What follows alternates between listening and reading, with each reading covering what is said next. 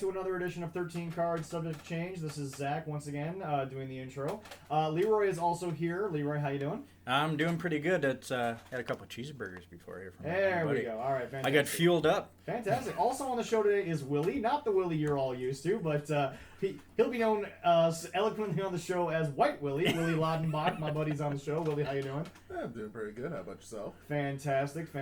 So for those of you out there who are like, that sounds kind of racist, I'm like, we've been referring to these two Willies as Black Willie and White Willie for about, 5-10 years now, so it's really not even something we've noticed. The thing is it was Black Willie's idea. Yeah, no, that's the thing. So That doesn't surprise me. No, not at all. It surprises nobody.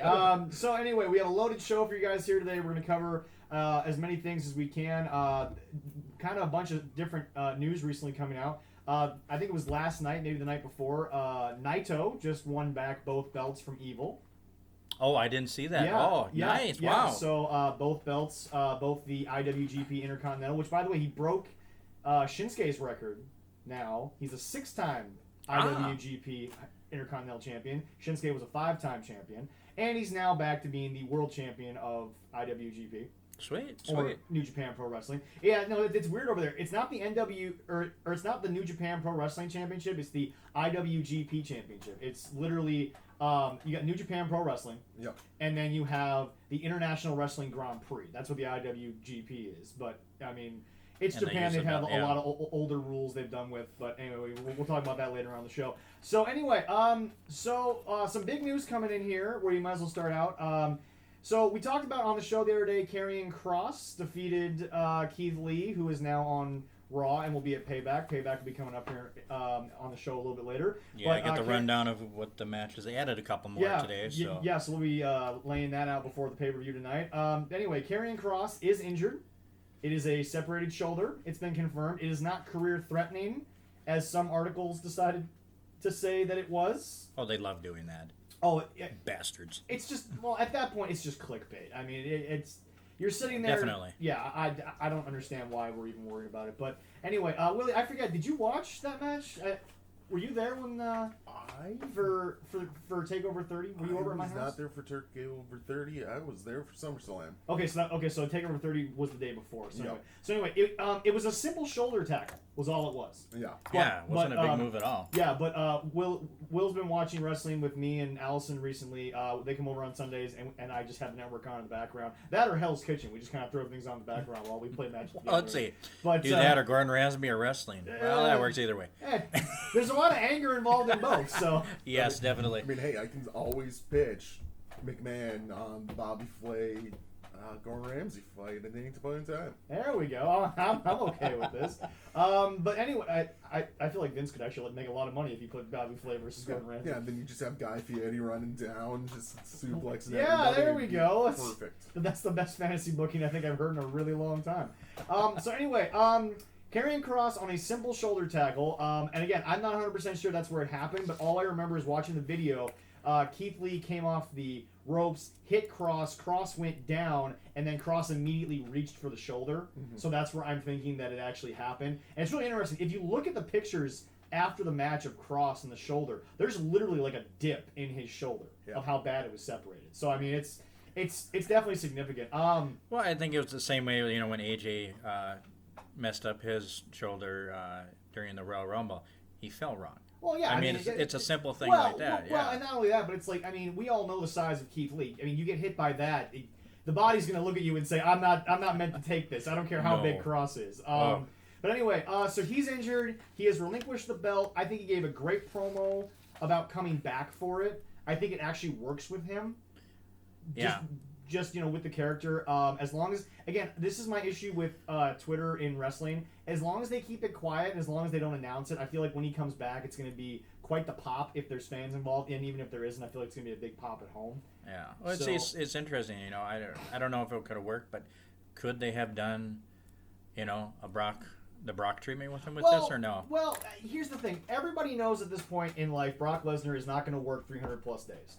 Okay, Brock Lesnar is at the point in his life where he wants to live on his ranch in Saskatchewan. He wants to be a farmer, and he wants... With his hot wife. Yeah. He's married to Sable, folks. But the thing is that Brock is at a point in his life where he is now an attraction.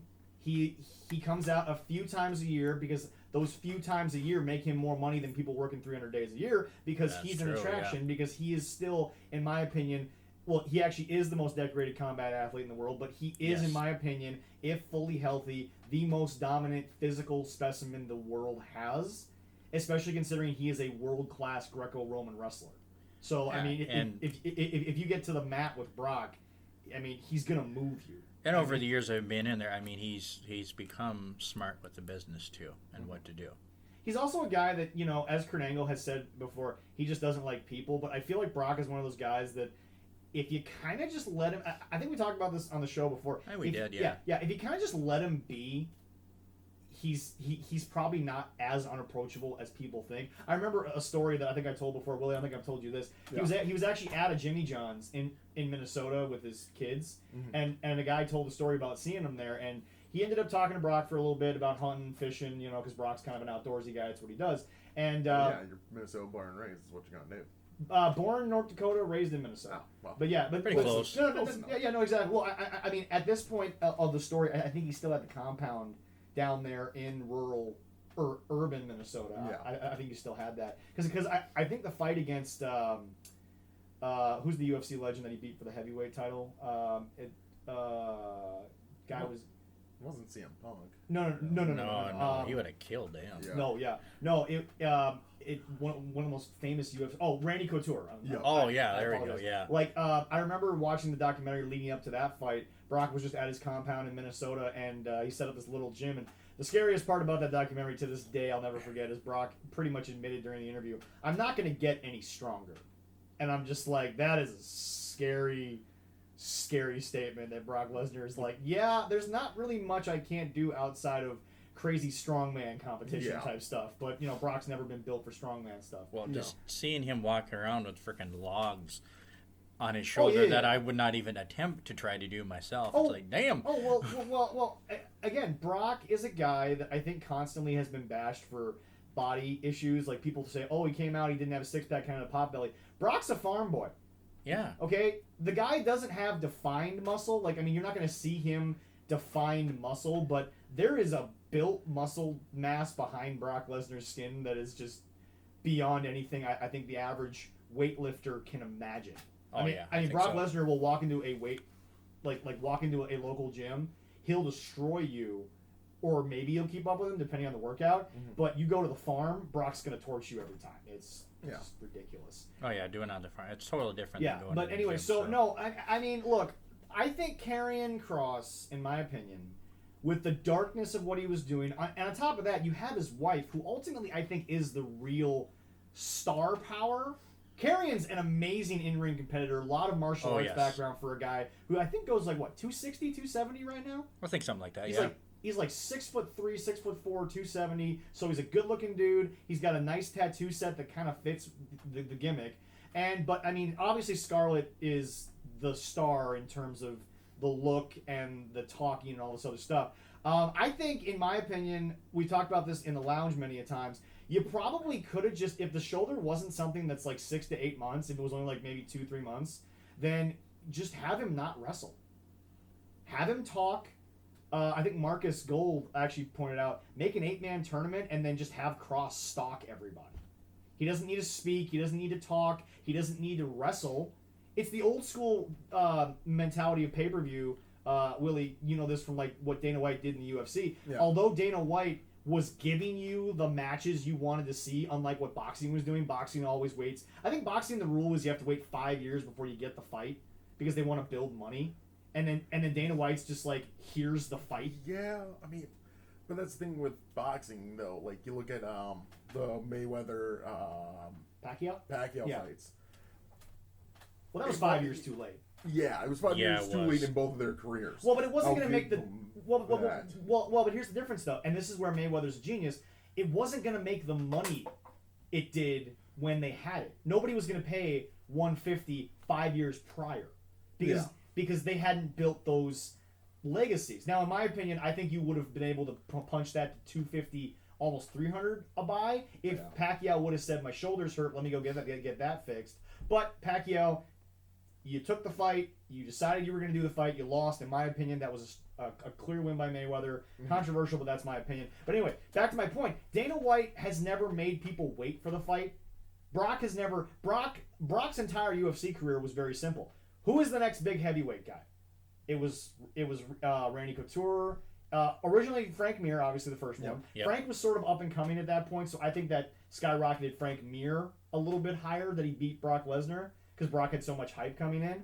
Then it was Keith the Crazy Horse Herring, who no one heard from after the Brock Lesnar fight. Keith just was a nobody because Brock just annihilated him. Yeah. Oh God, yeah. Oh God! I mean, for God's sakes, when you're in your hometown, basically of Minneapolis, they're chanting your name and you're headbanging with them chanting your name while you're on top of a 280-pound behemoth. Yeah, you're kind of going to win that fight. Just a bit. Yeah. And then of course, obviously, Brock faced off against Randy. That was for the belt. Then it was Brock versus Cain Velasquez. It was Brock versus Oversteam. It was then and then obviously Brock, when he got back to his sort of top, it was Mir for the second one. Mir wants nothing to do with the third one, in my opinion, because he just got annihilated that second time. Even though technically Mir got annihilated in the first one, it ended up being an ankle lock that stunned Brock, basically. Yeah. But then, of course, the most famous Brock fight, in my opinion, was Brock versus Shane Carwin. Because Shane Carwin was the new up-and-coming heavyweight. He was like 12-0. He was the new hot shot guy. Faced Brock, got his ass whooped, and then Shane Carwin basically retired right after the fight. Yeah, I think he might have had 1-2 more fights. Maybe, but he wasn't. I think he lost both of them. But okay. Probably wrong, but No. Actually, I think you're 100% right, because here's the deal. I've gone back and looked at every UFC Brock opponent. Every guy took 2 or 3 fights to get back into mental shape. Forget physical shape. Because remember, when Frank Mir lost the second one, Frank, I think it took him 4 or 5 fights before he got back on like a win streak. I think he lost the next 2 fights. Oversteam, even though he beat Brock, wasn't really much of the same. Oversteam kind of fell off the face of the earth after the Brock fight. Yeah. But anyway, no. But back to my point. Karrion Kross, if you would have waited and made people... I know everyone's got the network, so they're not paying for the pay-per-view, but that's the idea that I'm getting at. If you wait to make him touch his opponent, then I think you could have gotten a bigger rating out of it. Whereas now you're kind of, we'll get to the redo in a second. But that's my point, is that Dana White, yes, he gave you the fights, but he made you pay for it. He made you go it's like Dana White sets the fight up, it's going to happen, but then Dana just goes right into promoter mode, because he was a boxing promoter, or like a boxing guy before he ended up buying the UFC. Yeah. But anyway, that's my whole thing, is that Dana White will sell you a fight in 3 months, and you're hooked. Like, I mean, that guy is one of the best promoters I've ever seen in my life, because again, he announces a fight. They have one fight, or they have one pay-per-view every month, obviously, UFC, yada yada. But it's like, if it's 3 months out, I'm more hyped for the fight in 3 months than I am for the one he's doing me tomorrow. Like, I mean, every single UFC pay-per-view does such a great job of promoting the next pay-per-view that you're almost as hyped for the next week as you are for everything else. And as Willie knows quite well, because it's one of his favorite spots, then you end up at B-Dubs, and B-Dubs pays for the pay-per-view. Nationwide, they pay for the pay-per-view, so there's a lot of buys there. And then obviously B-Dubs don't care how much they spend on the pay-per-view, because they make so much more money back in alcohol and food. I think the last time I went out to like B-Dubs for a fight was the Ronda Rousey. Who did she lose to? I cannot. Was that the Holly Holm fight? Yeah, I think it was the Holly Holm fight. Oh, okay. And we've talked about that on the show. That was just a bad idea from the start. Yeah. Oh yeah. Whatever coach told her go throw hands with a 23-time boxing champion. Yeah. You're freaking but oh my god. Watching that fight, and I'm like, all right, got the beer, got the food. I'm like, all right, here we go. I'm with my buddy, and just about to dig in. I'm like, this might actually be a long fight, and then it was just that kick in the face, and I'm like, oh. Well, but again, Ronda didn't belong in the octagon with Holly Holm.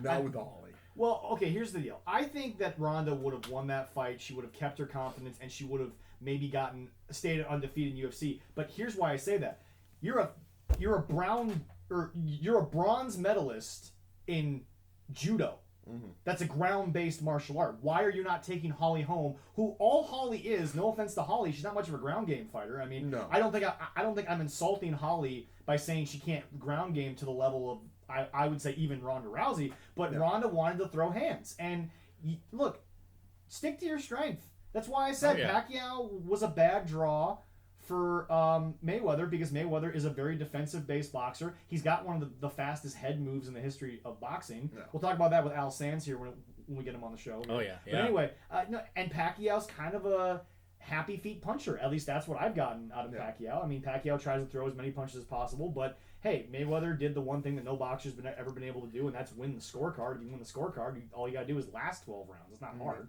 But that's my thing, is I think Cross could have stayed in character. He could have held the belt, or Scarlett could have held the belt. I don't care. He's got a busted shoulder. I think if he hadn't come out in the sling and they just kept him away for a while and he just did some, like... Because here's the thing. A lot of his stuff was pre-taped prior to beating Keith Lee. Yeah. So I don't know why you just didn't, like, have him cut pre-tapes where you did the whole Franklin Delano Roosevelt thing and you just... Was it Franklin Delano Roosevelt who was handicapped, the president?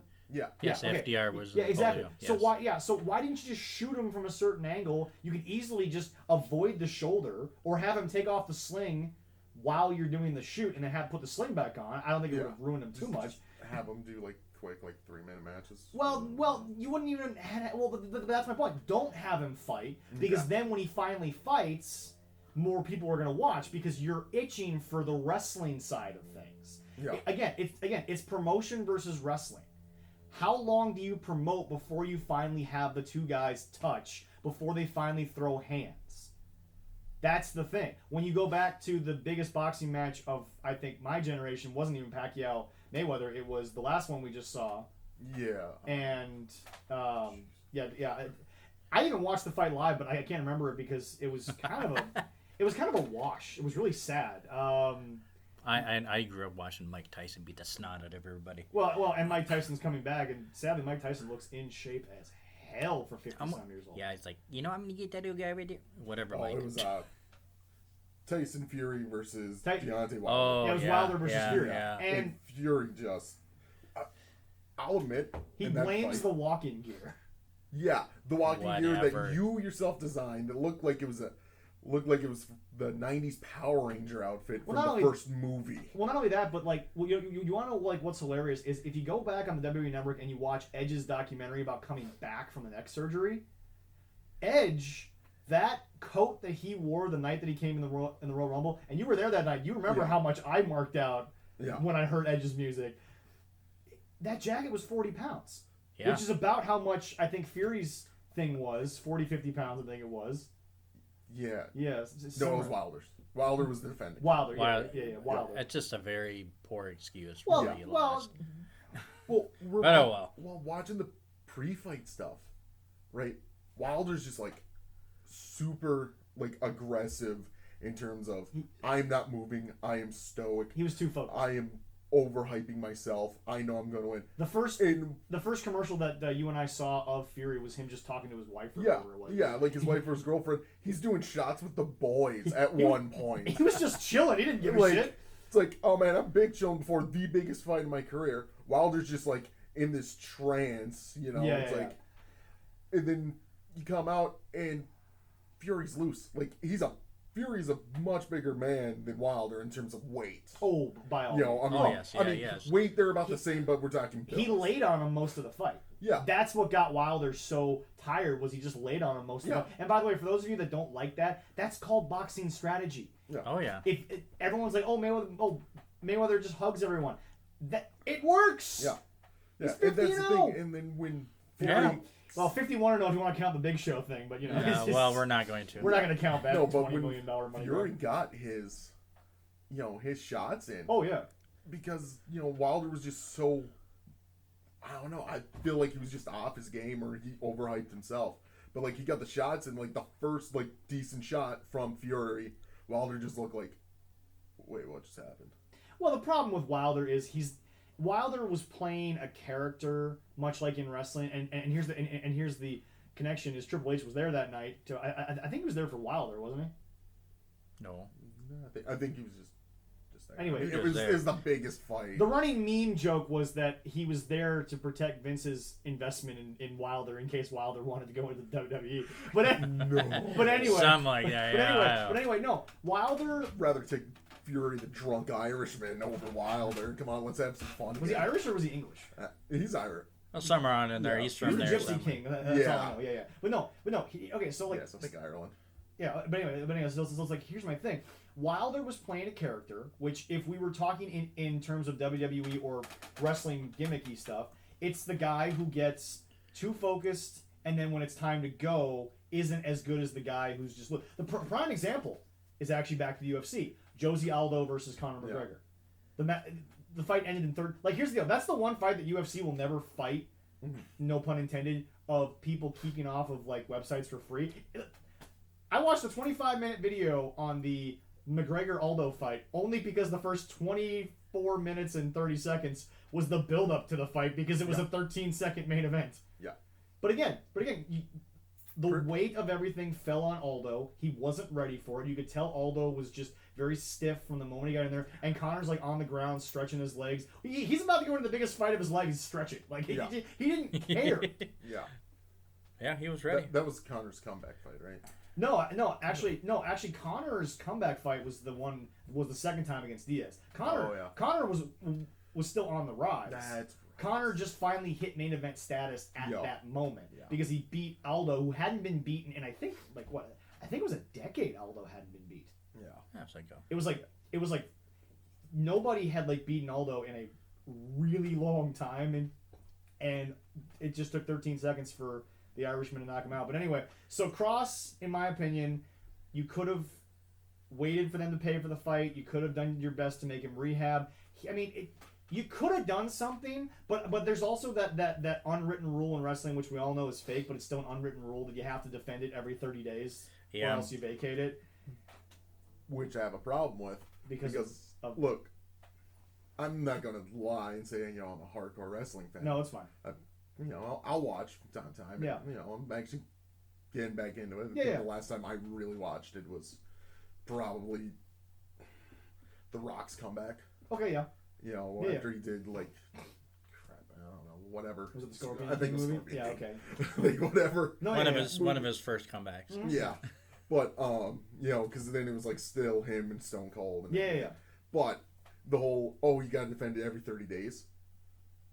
When Brock had the Intercontinental Championship, Brock's never held the. He's never had that. What was the belt that he had? He had a WWE title. Brock's. No. Brock's one of those guys. He's had the main championships. That's it. Brock's one of those guys where a low mid card title doesn't help him.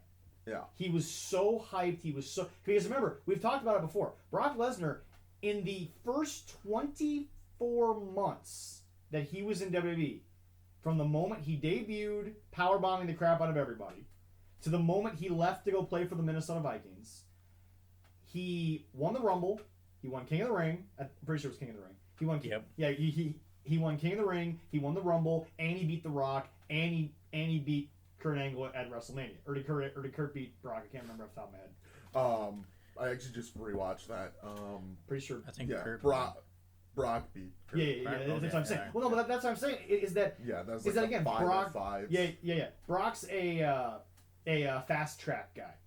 Yeah. Like Carrion, honestly, because remember everyone's because everybody was pissed off that Keith Lee only had the belt for 45 days because two reasons. Number one, Vince had been drooling over Keith Lee from the moment he saw him at Survivor Series. And then obviously the Rumble. He had a very good show in there. Vince was salivating over the possibility of bringing Keith Lee to the main roster, but he obviously wasn't done in NXT. So for those of you who are like, we only had him 45. First of all, Adam Cole is an outlier. Most guys don't hold the NXT title for 400 plus days. You win the title, you have a couple defenses, the next big guy comes around, you lose, you go to the main roster. It's happened that way with almost virtually every other champion. Yeah. Oh, yeah, it has, yeah. So, okay, is Keith Lee a transitional champion? By days, yes. But it's a transitional title. I'm not devaluing what Adam Cole built it up to, but it's a transitional belt. You win the thing, next thing you know, you're on Raw or SmackDown. No. That's what it is. Yeah, definitely. It's not meant to be a 300-plus day title. Adam Cole, and ultimately Adam Cole held that mostly through pandemic times, quarantine. So you couldn't really do much with it at that point. I know. Some of the guys in the PWL, they were in their podcast on Facebook, they were talking about Keith Lee's like, he looks, new outfit, they shaved him, the music, and I'm like, well, the music... I'm like, did you guys not listen to our podcast the week before? Well, okay. Because we explained all that. Well, okay. WWE no longer is contracted with CFO, who were the guys who have done most of the main roster musics. So, and also apparently CFO signed a really crappy music deal to where apparently half their royalties go to the record company. So, I mean, in business terms, in business terms, it doesn't make any sense for WWE to keep these songs if they're paying half of it to the record label. It doesn't make any sense. So a lot of these intros that people have liked, and sadly even AJ Styles might go because his is one of the earlier CFO ones. Oh really? Okay. Oh yeah. So it's like they're all gonna probably phase these out and go with someone that's gonna make them more money. It is what it is. And on the other hand, is anybody listening to the wrestlers anymore? Keith Lee literally said on Twitter, forget about the entrance. Forget about my ring gear. I debuted against a 14-time world champion in Randy Orton. How are we missing this? How are we not talking about that? I don't get it. I didn't mind him. The only thing that I didn't like was he shaved. I liked him with the partial facial hair. Yeah, well, and I was like, but he wants to change his look a little bit when he comes up. Well, the other part about it is that baby faces are clean shaven. We'll talk about one of the best workers in the business here very soon. But baby faces, you want to see them clean shaven. Yeah. When guys get tougher, they put on facial hair. And I think the facial hair for Keith Lee made him tougher for the Karrion Kross angle. Yeah. Okay, all right, yeah. And I think, Keith Lee, he's coming on Raw, finally makes it to, the big two. He's finally making it to real money, too. Yeah, I mean, that's definitely. My guess is, hey, you shave, you clean up. It shows, look, this is the start of a new era. Right, yeah. But, okay, prime example. Jay White, it is, and probably was, the biggest heel in Japan. Yeah. An Australian gaijin, Westerner, was the biggest heel in Japan. But nobody took Jay White seriously the first Wrestle Kingdom when he became the Switchblade. No one took him seriously against Tanahashi because it was he still looked like a kid. He still looked like a young lion from the dojo that was around the ring, that these poor young lions, part of their initiation is when they get in, when they watch the ring and they watch the wrestlers during the live tapings, the wrestlers are going to use you as a weapon once in a while. Welcome to the big show, boys. You want to learn? That's how you learn. But no, Jay White got more seriously taken by the Japanese crowd and the American crowd as the leader of Bullet Club, repping the shirt, by the way, OG Bullet Club. Oh, yeah. But anyway, he became more serious and more scary when he grew the beard, and his hair got longer because he was trying to be a bad guy. But when you look so clean shaven, I don't know if people take you seriously as a bad guy. I can't think of a movie, a TV show, anything where the bad guy was so clean shaven that we took him that way. 300's probably the only one, but then again, 300 he was supposed to be. Xerxes was supposed to be like that. Face Off.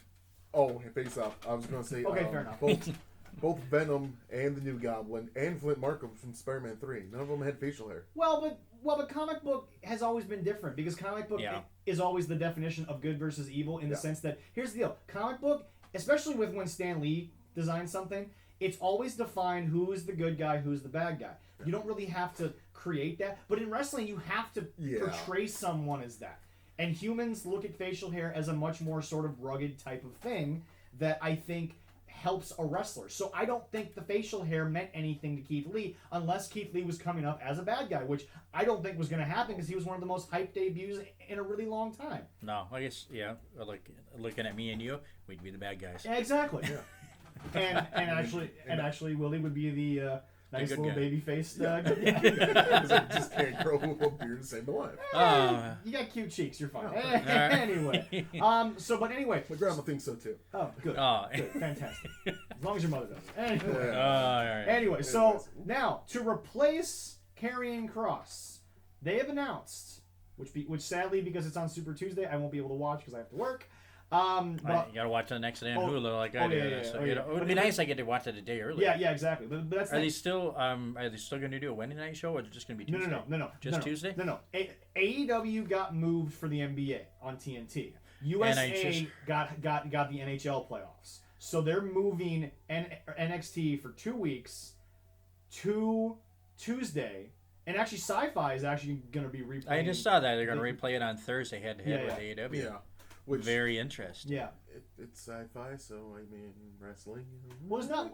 But to be fair, sci-fi has been sci-fi. Well, but with SmackDown, science fiction. Yeah. Well, but SmackDown and ECW were both on sci-fi for a number of years. Yeah, that's fair. Yeah. Before obviously, ECW became NXT, and then obviously SmackDown went back to USA, which then Fox now has. Yeah, that story's been told. Yeah, like sci-fi and wrestling, like have been in a partnership together. It's always weird seeing wrestling like more real world stuff. Yeah. On science fiction network. Right. But to be fair, I mean, it's where I watch most of my Futurama reruns now. Same. But no. Anyway, so now, and it's gonna be interesting to see how NXT does on a night that isn't Wednesday, because remember, Tuesday night I think is still a more watched night than Thursday. So AEW running unopposed on Thursday doesn't have the audience that a Tuesday night does. Yeah. So we'll see how the ratings come in when NXT has their own night and AEW has their own night. We'll it won't be a Wednesday night war comparison, but we'll be able to compare how they both did on separate nights. However, I do think NXT has the more difficult path being a Tuesday than a Thursday. That's just my opinion. Yeah. But yeah, because you figure like by the time Thursday hits, I want to say most. You're ready for the weekend, pretty much? Yeah.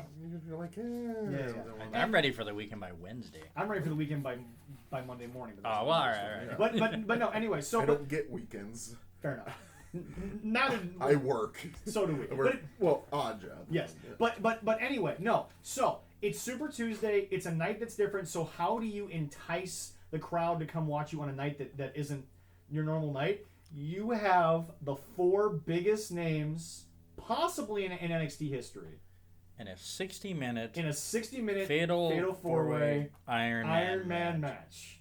Now, for those of you that don't know out there, an Iron Man match, they put the time on the clock, and it counts down, and a pinfall or submission does not end the match. It just gives a point to the guy who got the pinfall or submission. So, you've got Tommaso Ciampa, who is now back. Heel, babyface, we don't know. It's very up in the air. After seeing him drive the throat of one guy Jake underneath Atlas. The ring, kind of makes him go for the bad guy. I'm guessing, or he's just irritated. But at the same time, Ciampa's always been his own guy anyway. So yeah. I mean, he's kind of been a tweener since day one. Then you've got Johnny Gargano, which is obviously, in my opinion, this is an odd chance. We talked about this earlier on the show that the Gargano way has been kind of a weird storyline for Johnny, not so much Candice. But here's the deal. If you give it to Johnny now, Johnny can actually now follow through with what he's been saying for the last couple of weeks, being that I'm going to change NXT. You can't change something unless you're the number one guy. Yeah. So, I mean, there's a lot of wrinkles to this, but who else is in the match? Let's evaluate that. You've got Finn Balor, who is now back as the Prince. So he's back as a heel, or tweener, I guess you could say. Yeah. Probably back to a face now at this point. Yeah. But no, I mean, he's back. He's much more aggressive than he used to be. He's now playing the character that was in Japan before he came over to the United States. He's playing Prince Devitt under the veil of Finn Balor.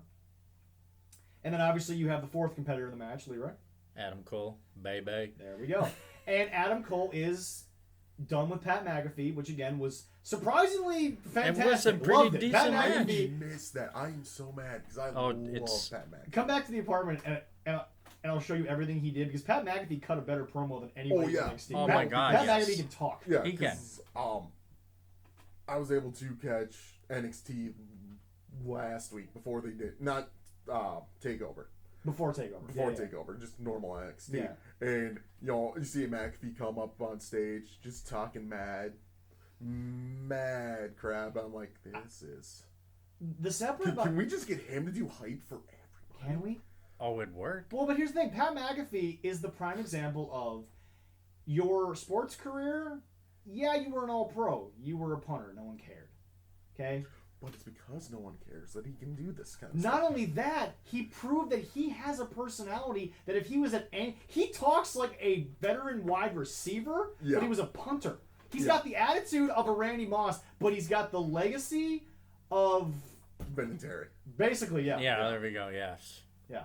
I was going to say London Fletcher, but Well, all I know is he never Blair Washed anything, so we're okay with that. He was a punter, so he's fine. Anyway, but no, that's my point. He could take field goals every once in a while. Did he? Yeah. Oh, really? Yeah. I don't know if you guys ever heard him talk about. They're going to do a trick play when he was playing. For, the Colts and. Was it that trick play where like 10 guys go to one side of the No, field? it wasn't that one. No. So they were going to do a terrible. field goal, fake field goal. Yeah. Because McAfee actually won punt, pass, and kick way back in the day. Yeah. So he actually had a pretty decent arm. Pat McAfee looks like somebody. That's the thing. Pat McAfee passes. Okay, Pat McAfee passes what Jim Cornette will always refer to as in my opinion, he passes the name test. When you say Pat McAfee, it's a name I can see on a marquee, whether or not he was a football player to begin with or not. Yeah. But he also passes the eye test. He looks like an athlete. Yeah. Pat McAfee was abnormally big for a kicker. Yeah, and that's the thing is he could just kick the ball a lot better and a lot more accurate than he could throw the ball. Yeah. But anyways, so make money. Yeah.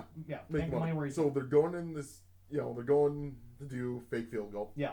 And it was up against the Steelers, and still when Palomalu was still flying, and they were about to execute it, and they're like, "Yep, Palomalu never lines up in the C gap." No. It's the first time, and probably in his career, maybe like 2 or 3 times, where he actually moved over to the C gap. Yeah.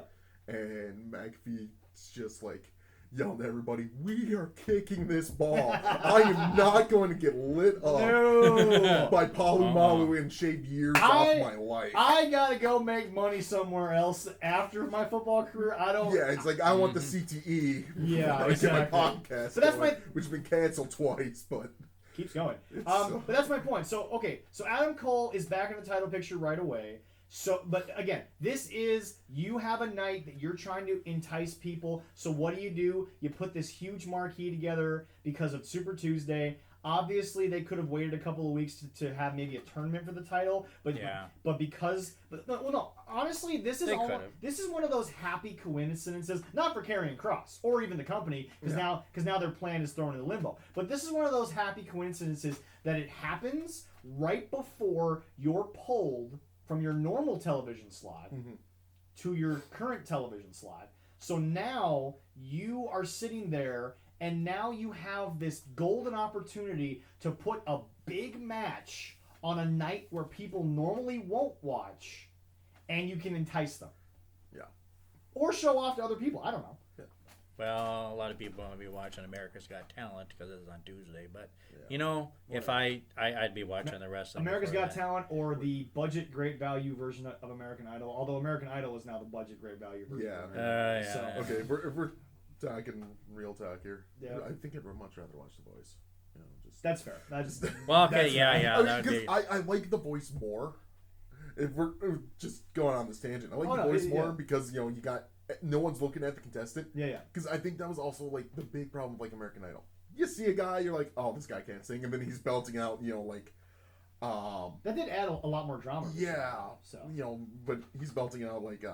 I do think Chris Daughtry was one of the prime examples of. I don't think anyone thought that was going to happen, but it did. And then he turned out to have the greatest debut album in the history of music. Sold like 40 million copies of it or something. But like you'll get like some dude who's just scruffy looking. And they're already prejudging him. Oh yeah. And then he'll just sing like Frank Sinatra. Oh yeah. Like Frankie, and they're like, oh, well we look stupid. But we're going to try and downplay you because we kind of don't want you here because you don't look how we want you here. So basically, it's a Susan Boyle idea. Yeah, pretty much. That's American Idol. But that's why I think I like The Voice more because, like, what was it? It's like 2 seasons ago. Yeah. I was watching it. I get like if I catch these shows at the beginning of the season, that's it, and it's over. Yeah. I will binge watch them on Hulu. Yeah, exactly. Catch up. Yeah. But there's this guy. I mean, he was a big guy, big white guy, you know, and he was just his voice was unnaturally high. Yeah, yeah. Oh, I remember it. Yeah. That's the one that won. I think he came in second. Okay. Overall, but like sadly, those stories very rarely pan out. I think the only story on any of these talent shows that actually panned out was the little girl that won America's Got Talent for her ventriloquist routine. She's the only one to me that I think was a huge golden buzzer moment that actually won the whole thing. And I think, she could actually, if she's smart, she's still going. Oh yeah, she's still going. I mean, obviously, not right now. No, because well, no, she was just on. She was just on America's Got Talent for the champion season. Yeah. No, for just filling in for the reveal show. She was on. And she premiered a new character, which is good. Yeah, if she keeps up on it, right? And if her parents are smart, try and keep her. I mean, okay, she's what 10, somewhere in that range, 10 or 11. Oh yeah, she was 9 when the show first. Yeah, I think she's 10 or 11 now. So 12 at the most. Let her live her life, but keep encouraging her to do that. Oh yeah, and then somehow get a connection to Jeff Dunham. I don't even. First of there you go. First of all, that's there already, I think. Yeah. But no. Could you imagine she opens for Jeff Dunham? That is a 2. What's that other guy? Oh yeah, he had Mame. There was another guy that was on America's Talent that won it too. Yeah. And it was a ventriloquist. The one thing about it is one of the first ones. Yeah, well, the one thing about it is though, I think he got in trouble for drugs. Yeah. The one thing about it is though is that Jeff Dunham's always been the outlier because if you remember watching the documentary on Jeff Dunham, he hit records on Comedy Central, and Comedy Central executives were literally scratching their heads going, wait, we've been putting stand-up comedy on our network for years. All we had to do was put a dude on there with puppets and we were going to get the biggest rating we ever got. Well, I think it was just because like everyone's like, I think that was probably the last generational gap because like my dad was really excited to watch it because he remembered growing up and watching ventriloquists. Okay, yeah. And I think, he watched it. He watched it first because, when Jeff Dunham premiered, I was, I think his big one was 08. So I was like 10, 11, something. Okay. And so, hey, my dad was okay with me, watching, like, Daniel Tosh. Yeah. As long as it was the edited Daniel Tosh. Yeah. Because I think it was more my mother. But anyways. Probably, yeah. Probably. But, so he watched it, and...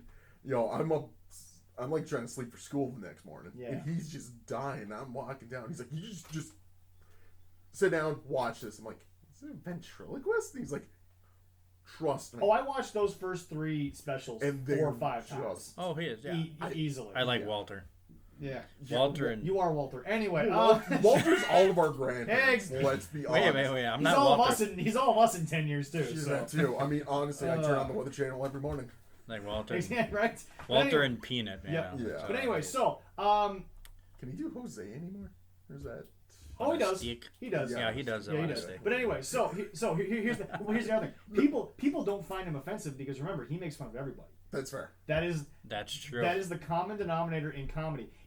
This is why when everything went down with like George Floyd and everything was getting changed and there were all these gestures and while there's still kind of empty gestures to like take down monuments and change characters on TV shows, yada yada, Family Guy never got in trouble. Yeah. Family Guy never got in trouble because Family Guy has made fun of everybody. Yeah. Yeah. Which is why, again, I think Vince McMahon gets a pass in wrestling with a lot of the stuff he's done with us. Because remember, Vince McMahon said the not hard ER, but he said the N word with 2 G's and an A on live television. And we discussed with Black Willie the one time is that it is for entertainment. Yeah. And you're at least trying to bring a sense of everything to the forefront, so you can't really get mad at people. But anyway, so yeah, we digress, which is great on this show. I love it. It's a lot of fun. All right, yeah. Well, who do we got on the match? The 4. What do you think? What do you think, Zach? Come on. Oh God, I refuse to make a prediction, and we want to know why? No. Seriously, okay, all right. I refuse because here's the deal. Every single person can take that belt and run with it. Not just take the belt and then stumble. They're going to take it and they're going to run with it. Johnny can actually be taken seriously with the Gargano way. Yep. Tommaso Ciampa never lost it. We want him to get Goldie back. Daddy wants Goldie back. And then Finn Balor finally attains the prince status. He finally gets the crown on top of his head. It makes sense. He's not just facing top talent. He is the top talent. And then, of course, Adam Cole getting it right back allows him to try to make the Undisputed Era the #1 faction in NXT again, and possibly maybe shoots Adam Cole back up the main roster. Who knows? Yeah, I don't know. I'll make my prediction. Is he going to be Finn or Johnny? Okay. I'm going for those. Yeah, I would definitely say Finn, but I think it's because Finn's gonna hold it for a few months. But the thing about it is, I really feel like they're gonna move Finn within the next year. No. I think Finn's gonna stay in NXT just because remember they moved him back down from Raw after all. Yeah, but it would make sense. Like, hey, he holds on the belt for the remainder of the year. Okay, fair. And then when shakeup happens, could go back. That's fair. Like this is. There was a planned draft it's like coming Drew up. So it's like Drew McIntyre. Yeah. It could happen. Granted, do I think that, the thing about it is, does he need the belt to get back? No, he don't. Probably not. But I feel like he wants it. This is, and then it's more for the legacy. This is the classic issue. Do you put the belt on the guy, or do you accept the fact that he doesn't need it? I'm serious. Because remember, CM Punk said for many years he doesn't understand why the focus wasn't on the champion. Why the focus wasn't on being the WWE champion. Well, when you have Cena versus Batista, that's bigger in my opinion than just a belt. Oh yeah. It was a rivalry that superseded the belt. That's my thing. So the way I look at it is, going back to Willie's point, does Finn but here's the other question now. Okay, I'll pose this question to you two. What can Finn do with the belt? Not the Prince character. What can Champion Prince do that is more of an impact than the Gargano way, Daddy's Home, or Adam Cole, who is the longest reigning champion of all time, has the UE. It solidifies Adam Cole as a top guy. Can Finn Balor do something that is more impactful to NXT than the three things that I just mentioned? In order, I think it's. I don't think he could. No. Well, that's my point. In order, I think it's Daddy's Home, Gargano Way, Adam Cole, Baby. Gargano Way is second to me because I think it would solidify Johnny. It would allow Johnny to be able to say, I now have this. Yeah. So now we all must do what I say because I am the guy. Because then I think you would put the belt on Candice LeRae, even though Io Shirai is still a much better champion. Yeah. So my biggest thing here is, and this is what I don't understand. We need to sit here and we need to understand that I don't think that Finn needs it. Yeah. Finn Balor to me came back to reclaim the throne as the Prince of NXT. But the Prince is not the king. The Prince doesn't have the crown, but the Prince is still highly impactful. How many TV shows has it been the Prince causing problems and not the king? That's my point. Yeah. So I mean, pretty much all of Game of Thrones. Not that I ever watched Game of Thrones. Yet to see an episode. Yeah. Anyway. But I get Finn wanting the belt back. Obviously. Wanting, obviously. Needing? And I think the fans want him to have it. But like I just said. Oh, I know Allison does. Yeah. I know Allison wants Finn to have all the gold. Muscles and... What?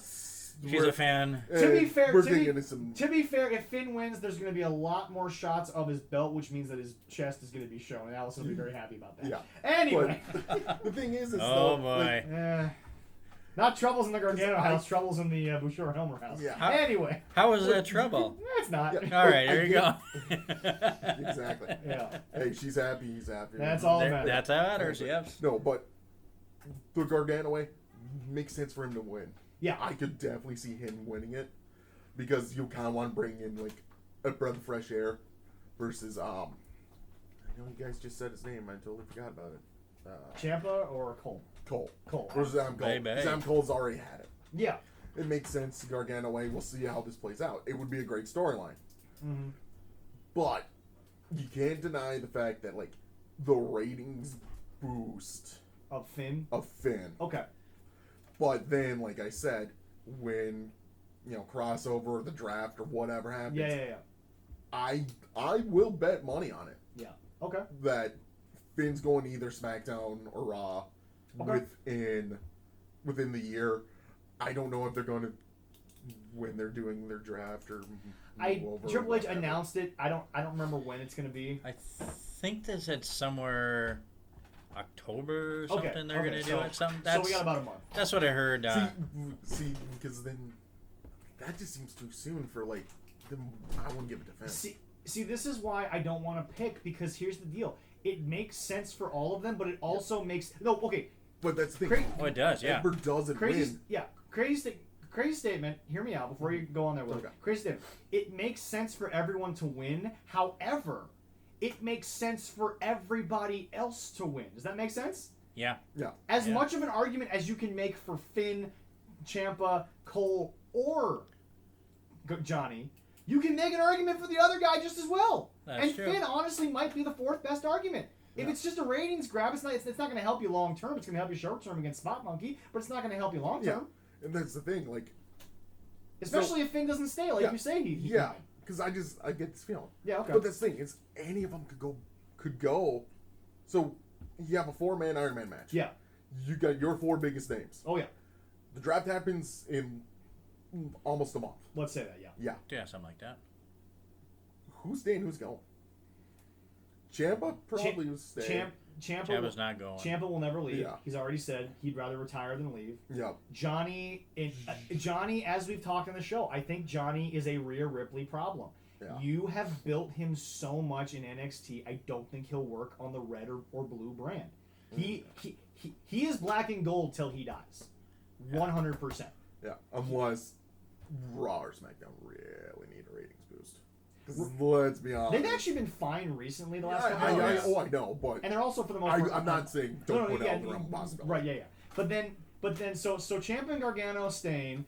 Finn could easily go. Yeah.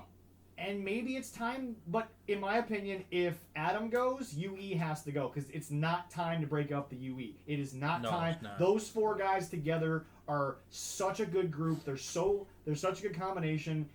They can work face, they can work heel. It doesn't matter. Yeah. Well, Adam could go, and then the UE just follows him. They're still doing their stuff over in NXT, but they'll follow him kind of like Sasha and Bailey. But that's I know we're getting to that. We'll get to that eventually. We'll get there. But anyway, so that's set up for Super Tuesday. Can't wait to recap that. It's gonna be a phenomenal match. Can't wait to recap that. Oh, definitely, yeah. But anyway, tune in next Sunday for that, guys. Yeah. So anyway, moving on. We have a list here of famous Ironman matches that span from not only WWE, but they span to TNA. Leroy got some in here. Yep. And I believe you said we have some WCW in here as well. Yeah, that's on the last one there. Okay, so anyway, we're not going to recap all of them. I'm going to look at some of the big ones here. The very first one was Bret versus Rick that we have on here, which was January 9, 1993 at a WWE live event. First of all, Bret Hart versus Ric Flair. Ric Flair in 93 was still phenomenal, so you have the ability to have quite the technical wrestling match there. Oh, definitely, yeah. Bret Hart obviously took on Owen. God, I could watch Bret versus Owen for 60 minutes, 60 times in a row. It's just, Leroy, help me out here. Owen Hart versus Bret. They know each other so well. God, yes. Yeah. It's just, oh God, I love it. Bret won that 3-2. Then of course Shawn Michaels defeated Bret in overtime. They were 0-0 going into WrestleMania 17. They actually went 1 hour, 1 minute, 56 seconds. Shawn won that 1-0. Is that the only 1-0 one on here? I think that's the only 1-0 one. I think so. For WWE. For WWE, yeah. Because you have Yeah, exactly. Because you have a 1-0 victory, Styles versus Daniels down there. That's in TNA. Yeah, down in TNA. But anyway, no. Shawn versus Brett in that Ironman match, phenomenal. Triple H and Rock. That's one of the most highest scoring ones at 6'5". Yeah. I don't think it made for the best match that it was the highest scoring one. I don't know if that was the one you were really looking for. Yeah, I mean, I feel like in that one, because that's one of the few I have watched. Yeah. You know, Triple H is your big name at the time. Yeah. So is The Rock. But you're kind of getting the feeling it's 2000. The Rock's kind of like moving on. Fair enough. Yeah. You know, I think like his first big film was like 01 with Doom. Not that I have any idea, any issue with The Rock moving on. I mean, The Rock. No, but I feel like that's why Triple H won. But he was kind of like, hey, we're just gonna keep doing this till. Yeah, you see the lovely stats, that how many people have been in it. Yeah. Like appearances by Bret Hart, Triple H, and Kurt Angle, all were in 3. That's the most. Right. And Paul Kurt Angle has not won one. No. Surprisingly, Kurt's career has never really pointed to winning that. Triple H only won it once, and Bret Hart actually 2 out of 3. Yeah. That he's been in. That's pretty good. The only one that's been, well, there was a few at 500, but Benoit was in 2 and 1 2, and like Benoit versus Kurt. God, that's just a match on paper that I'd like to watch. Phenomenal. I loved watching those guys. Benoit obviously versus Triple H for that world title. That was on Raw.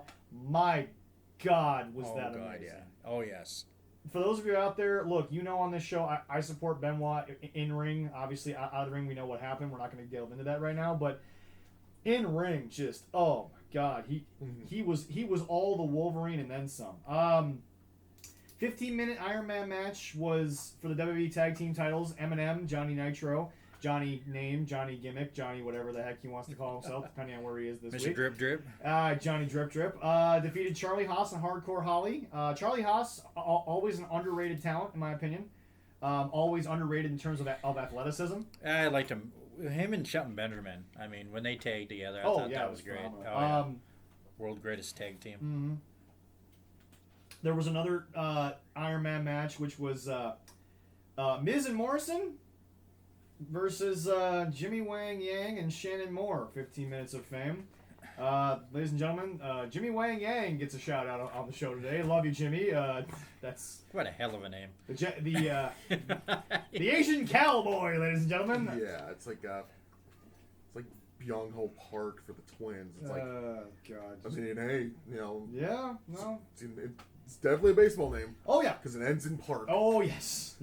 I do love the John Cena and Randy Orton too. Yeah. That hour 6. Oh my God. Also 6'5". Yeah. Tied for the highest score. At bragging rights. Then you have Triple H versus Curtis Axel, which never happened. Yeah, that was like a big mess. Yeah, that was. I don't understand what was going on here. Yeah. Whatever. And then of course we get to the first Iron Man match in 2 years in WWE, which was actually the first ever Iron Woman match. Yes. Which was Bayley versus Sasha. I still need Allison to sit down and watch that because as much as she hates Bayley and Sasha right now, that match is still top 2 NXT matches of all time. Did you watch the... I haven't been able to see the Untold yet. We're going to cover the Untold. You haven't watched it? A little bit. I haven't had a chance to get the Untold. But I watched that the other day after the after the pay-per-view. Yeah. Wow, that was such great. Such a great story. They put on a show that night that it deserved every bit of hype that it got. It's one of those times where at the end when everyone came out, the girls got flowers and were praised. Ain't nobody cared because my God was it phenomenal. Yeah, but just so good, those two. But speaking of Bayley and Sasha Banks, now we're probably going to cover that in a little bit too. But well, I said they did pretty good. How the golden role models are going to end. I can see it. Well, we'll have our predictions. Later. That's fair. And then, but for like the ladies, I get stats on that. I mean, Bayley, Charlotte, and Sasha, the 3 that have. Sasha, unfortunately, has not been lucky. It lost both of them, but Sasha doesn't get lucky in title matches. I know, but Bayley and Charlotte both 1-1. On their so that's not bad. Hitting 500 on that. And the most recent one, which again, for those of you that might be shocked, the most recent one, Dolph Ziggler versus Seth Rollins, and Dolph won. Yeah. Oh yeah. Dolph won. I think that kind of surprised people there. Of course, we had one at Great Balls of Fire pay-per-view. I'm glad that's not something we've continued to do, but hey, there you go. Well, I never put that in there because that was worthless, I thought. Yeah, Anyway, and then, of course, obviously, a lot of the matches that happened in TNA were really around the same people. AJ was in a bunch of them. He had 5. Yeah. He had 5 appearances, only won 2. Yep. But he won the most out of all of them, and then Dinano Pizarro and Jordan Grace. Davey Richards, how's that for a shout out here, ladies and gentlemen? Davey Richards gets a shout out on the show here. Yeah. And then you got obviously Starcade, Future Shock was in '89, which was and it was a pay-per-view that was top to bottom Ironman matches for singles and tag team, and they had a point system where you would I think it was you get 20 points for a win. Yep. 5 just 5 for a tie, stuff like that. But I mean, it was very interesting. I mean, Sting and Lex Luger were the top 2. Sting had 40 points through that. Even Muda was there. The Great Muda, yep. And then of course, with the tag team, Road Warriors, Steiners, the Samoans, and Doom. Wow. Look at that. Forget about the fact that there may not have been the best sellers in there, but my God, you've got one hell of a star power in there. Ass kicking. Holy smokes. I mean, and the Road Warriors with 40. I mean, they got. So good. Oh, so good. Doom. Crazy. Doom with the raw end of that night. Oh yeah, I think so. So. But anyway, no. I know. I'm looking forward to it. I think you have 4 good workers, which you need. Oh yes. Ironman matches are not something that's common, only because, ladies and gentlemen, you need good workers because you have to be able to entice the audience for a long time. Because here's the deal: it's one thing to be John Cena versus Shawn Michaels and go for 60 minutes when no one knows and everything's a surprise. But when you tell someone that they have to sit there for that long. Oh boy, you're. Yeah, I know. So what are you going to jump to? SummerSlam now, or what the hell are you going to do? No, actually. Or what do you want to do? So anyway, we did the greatest Ironman matches. We're going to have a little somber moment here, kind of get past that. All right. Ladies and gentlemen, this past week we lost one of the best workers I think the business ever had, and I'm just going to stick with that. Workers, ladies and gentlemen, Bullet Bob Armstrong passed away, losing a battle with bone cancer, I believe it was. I don't know. I think it says here. Believe so. Yeah. Bone cancer. Recently passed away. Bob was. Oh God! Bob is someone that nowadays Spot Monkey would have no idea what to do with him, and sadly, but he was perfect for the era he was in because he could work. Oh, he had a long career, 1960 to 1988. Yeah. Then he came back semi-retirement from 92 up to 2019. Actually, he was so good. Just this last year. I love going back and watching old Bullet matches because they're so good. We obviously send out our condolences to his 4 sons: Joseph Scott, Robert Bradley, Steve and Brian Gerard. Obviously, his most famous sons would be Joseph Scott. For those of you that don't know, Joseph Scott is referee Scott Armstrong. Yep. For the WWE. That is his oldest son, born May 4th, 1961. Robert Bradley is actually known as Brad Armstrong. That was his wrestling name. Brad Armstrong, may he rest in peace, passed away November 1st, 2012. Reunited with his dad. That's very, hits hard to a lot of us right there. Oh yeah. Steve was Steve Armstrong. Obviously Bullet Bob was the patriarch of the Armstrong family. Steve was born 1965. So a lot of years. Born only 5 years after his dad started this whole thing. So that's pretty crazy there. And then obviously we all know Mr. BG James, Brian James, Road Dogg. I'm sure that's something that he probably knew was coming, but one of those things where I've always enjoyed Road Dogg, always had a good time. Obviously, we know about his military service, we know about his drug problems, all that stuff's been categorized, but he idolized his dad. He really did, and again, I'll never say Brian was the worker of his dad, but not many people were. That's what I'm trying to get at. Definitely not. No. Not many people were gonna outwork Bullet Bob. So No. As we do on the show here, Leroy is setting it up here. A little 10-bell salute there for Mr. Bullet Bob Armstrong. Rest in peace. I'm telling you, dude, I almost want to die just so I can watch that Royal Rumble in the sky, because god damn, it's getting better. Oh, it's getting better every year. Unfortunately for us. Unfortunately for us on Earth, because we're losing this knowledge, but god damn, that big match in the sky, holy smokes. Anyway, Leroy, go ahead. All right.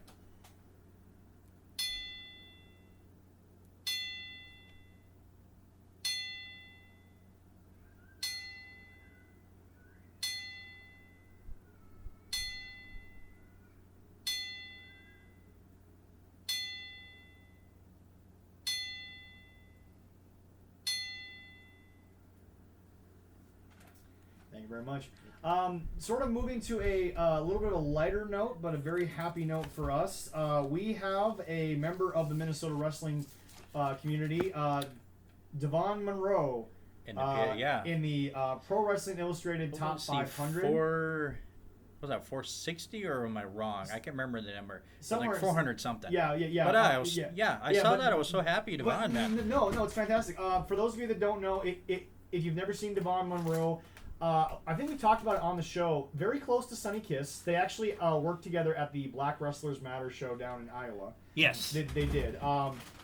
Devon takes nothing against Sunny Kiss. I've said that before. I don't care about your LGBTQ status. Here's the deal. But I think that Devon Monroe is Sunny Kiss with a little bit better in-ring work, a little bit better selling, a little bit better character development. Even though it's a very similar character, and honestly, if this leads to Devon being on AEW Dark, I'm all for it. That'd be great exposure for Devon. Oh God, it'd be wonderful for him. I wish him the best. Oh yeah. So that's very short, but a wonderful thank you and shout out for entertaining us many times. We have. I remember Allison's first show. Actually, Devon was there, and Allison yelled, "You're a queen!" and then Devon was, "Thank you, boo." And Allison just thought that was the coolest thing in the world. So I think just about every single show I've been at locally that we've been, Devon's been at every single one of them. I think.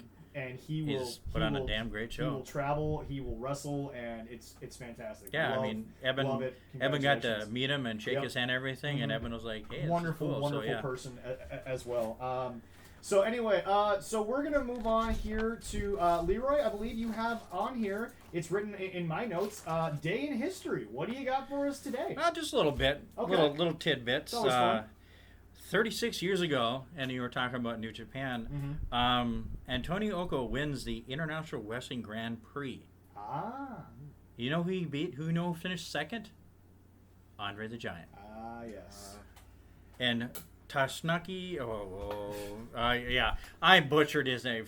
He finished third. Okay. But it was the 7th time that he won the New Japan Wrestling Annual League tournament. Which is now officially the G1. The G1. G1 Climax which we'll be covering is now. This year. For those of you that don't know, the G1 tournament normally takes place in the summer. It was moved in 2020, not because of COVID. It was originally moved because of the Olympics. Yeah. But the Olympics have obviously been put on hold, but because New Japan has done such a good job with their health standards and everything, they will be running the G1 as normal this fall. Can't wait to get into that. It's going to be a great tournament this year. Bring back to a WCW, the Great American Match 23 years ago. Only thing I'm bringing that up is Goldberg defeated Conan in 2 minutes to retain the WCW United States title. But the biggest thing about that, a little side note with that gave Goldberg 100 wins without a single loss. Which we all know it wasn't really 173-0. It was whatever. I don't know what it was. All I know is that it got to a point where he was winning more matches a week than he could possibly have. Yeah. It got to a point where the streak just got We all know it as the 173-0, but we all know it wasn't 173-0. So we're not going to sit here and question if it was 173-0. Yeah. Yeah. But anyway, yeah. And last one I got here in 2016, Gail Kim was announced as the next inductee of the TNA Hall of Fame. Gail, wonderful worker. Oh yeah. Married to Robert Irvine, actually. famous chef. Surprisingly, they actually met on an episode of Dinner Impossible, not Restaurant Impossible. His first show was Dinner Impossible, where he would just be given, oh God, Willie, what was it? Some of those shows, he was like, hey, here's some industrial strength ovens, make us a gourmet meal. Yeah, it's just like some of those things were just outrageous. Yeah, I mean, well, compare apples to oranges. Restaurant Impossible, Kitchen Nightmares. I mean, it is the Bar Rescue. All three of them. Yeah. Premise is the same, but just the execution. Well, Gordon focuses more on the culinary aspect of things. Yep. Robert focuses more on the business side of things. Because remember, Robert only has, I think, 2 running restaurants right now. Yeah. Whereas Gordon's got he's got a bunch. Who knows? I think I think right now they said it's gonna be 35 something. It's like it's a lot. Yeah, but of course, I think he said he actually had to shut a couple down. Yeah, he might. That were I mean, and it was never the quality of the food. They were in areas that weren't making money. Yeah, exactly. And then COVID. But but anyway. Wait, so can I say that word on here? We're fine. It's enough, Bess. They took that away from what I've heard. Oh, okay. Anyway, but no, Gail. God, I wish she had better runs in the E, but Gail, I have praised on this show since day one of this show, being that she got the best out of Awesome Kong. Oh God, Gail's matches with Awesome. You want they to put write some great matches together. You want to write a book on how to make female wrestling great. You start with the series she had with Kong because again, I go back to what I say. Kong wasn't selling for Gail Kim. We talked about my issues with Spot Monkey and how Nyla Rose was selling for Miss 85-pound soaking wet Riho, but the thing about it is that I look at where we're at in female wrestling, and I go back to Gail and everything, and I go back to Awesome Kong. I go back to just Gail's work in TNA was so good, and what's so sad to me is Gail's run in TNA was actually cut a little bit short, not due to anything other than Mr. Shit-stain Vince Russo himself, because Vince Russo, and again, I have nothing against the ladies of the Beautiful People, but he gimmicked them out so much that ladies wrestling just became another part of that ever-failing TV show that was on Spike TV for the longest time. But her and Awesome Kong were driving the biggest ratings on TNA for a long time there. Oh yeah, and they were so good. Hats off to Dutch Mantell, Zeb Coulter, for those of you that may not know. Hats off to Dutch for being able to just put together such great matches where like I said, every bump that Kong took was real. Every bump made sense. They never once portrayed Kong and Gail were equal physically. Gail was just smarter. Yeah. So it's too bad they couldn't have carried that on in WWE when they both through their stint with Vince. But sadly, I think it's a common misconception about the wrestling business is female wrestling still wasn't as popular until about Bayley or Sasha down in NXT. That's when they did theirs, Before the 4 Horsewomen of NXT, women's wrestling was still kind of gimmicked out. It still wasn't a main attraction, and so her runs with the E were not really that big of a deal because they weren't ready for that on a national scale. Whereas you've got situations with TNA, that's about all they had. Oh yeah. Because at the time, outside of like a lot of the main event guys, their mid card was damn near non-existent. I mean, TNA at the time, they really didn't have many. No, you knew it because you watched it every week, but you really didn't know it on a basic scale. So we'll definitely have to say our love and congrats to Gail on that honor. She deserves it as heck, and definitely wish she could have gotten better runs in the E. But obviously Gail, another one of those really good talents that came along at just kind of a bad time for television ratings, I guess. Yeah, something like that. Yeah, it's how it works sometimes. But, yep. What else you got for us? Well, we could we'll do this. Let's do a rundown of the SummerSlam. Okay. Yep. And do that because then we I can. was just wondering if you had anything ready for us day in wrestling history, but if not, No, that was it. There was just a few tidbits there. I thought that was pretty good. Yeah, no. Before we get to that, we're also going to talk about this. So we have the SummerSlam, the biggest party of the summer, was in the Thunderdome again. Welcome back to the Thunderdome. Oh, did you see that little who supposedly made an appearance in the Thunderdome? Supposedly Kenny Omega has made a SmackDown appearance. I saw that screenshot of him. I'm like, wait a minute. Oh my god. So here's the deal. The Thunderdome to me just needs to be policed a little better. They have to maybe put it on like a 10-second delay, see what videos coming through, because obviously there were a few unsavory videos that came across. They had a KKK. They had a KKK thing. They had a beheading. They've had people falling asleep. It's just... Well, the guy's sleeping. I thought that was just funny. Yeah. That's all right. Yeah, it was he's Bailey and Sasha Banks, so of course. But no, here's the deal. It's still a hell of an idea. Mm-hmm. And again, everyone can sit here and make fun of it and rag on it. It wouldn't be happening if we weren't in a pandemic. No. In my opinion, it at least showed that while you were trying to put on a show in the middle of all these crazy times, you had a plan. You had an idea. You had the... I mean, yeah, it looks like a big Zoom call, but here's the deal. It gets fans kind of back in there, but it also gets me the camera angle that I missed.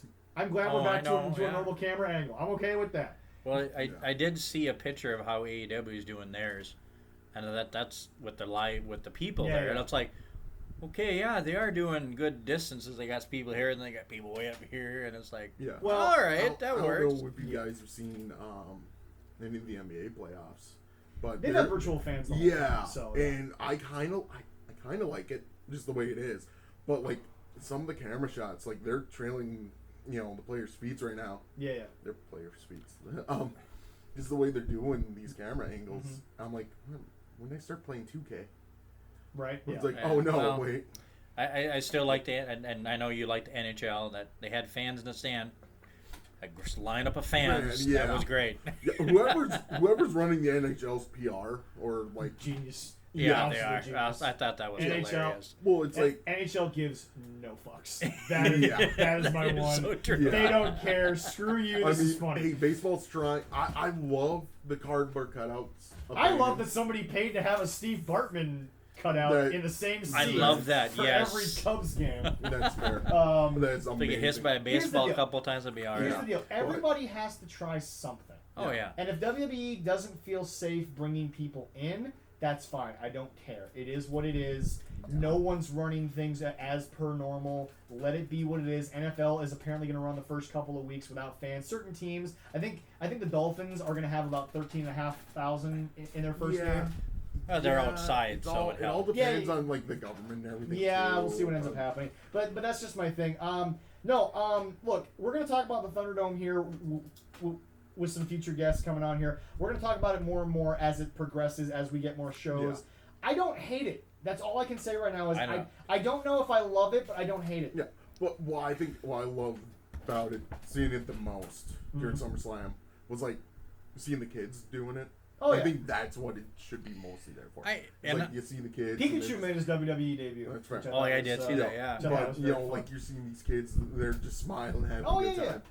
You get that element back. Yeah, you really do. Yeah. Which is good because wrestling has lost a lot of family fans. Yeah. I will always admit. I know you guys are hardcore fans. Me. Yeah. It's fine. No, not so much. Wrestling is for kids. Oh yeah. At times. Oh yeah. I mean, like even like NWO era. Yeah.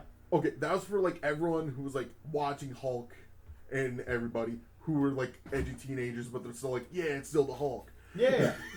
I grew up on that, man. Yeah, and then it's the NWO era. You're like, and you had that edginess, and then like you look back on it, and you're like, wow, this was kind of terrible.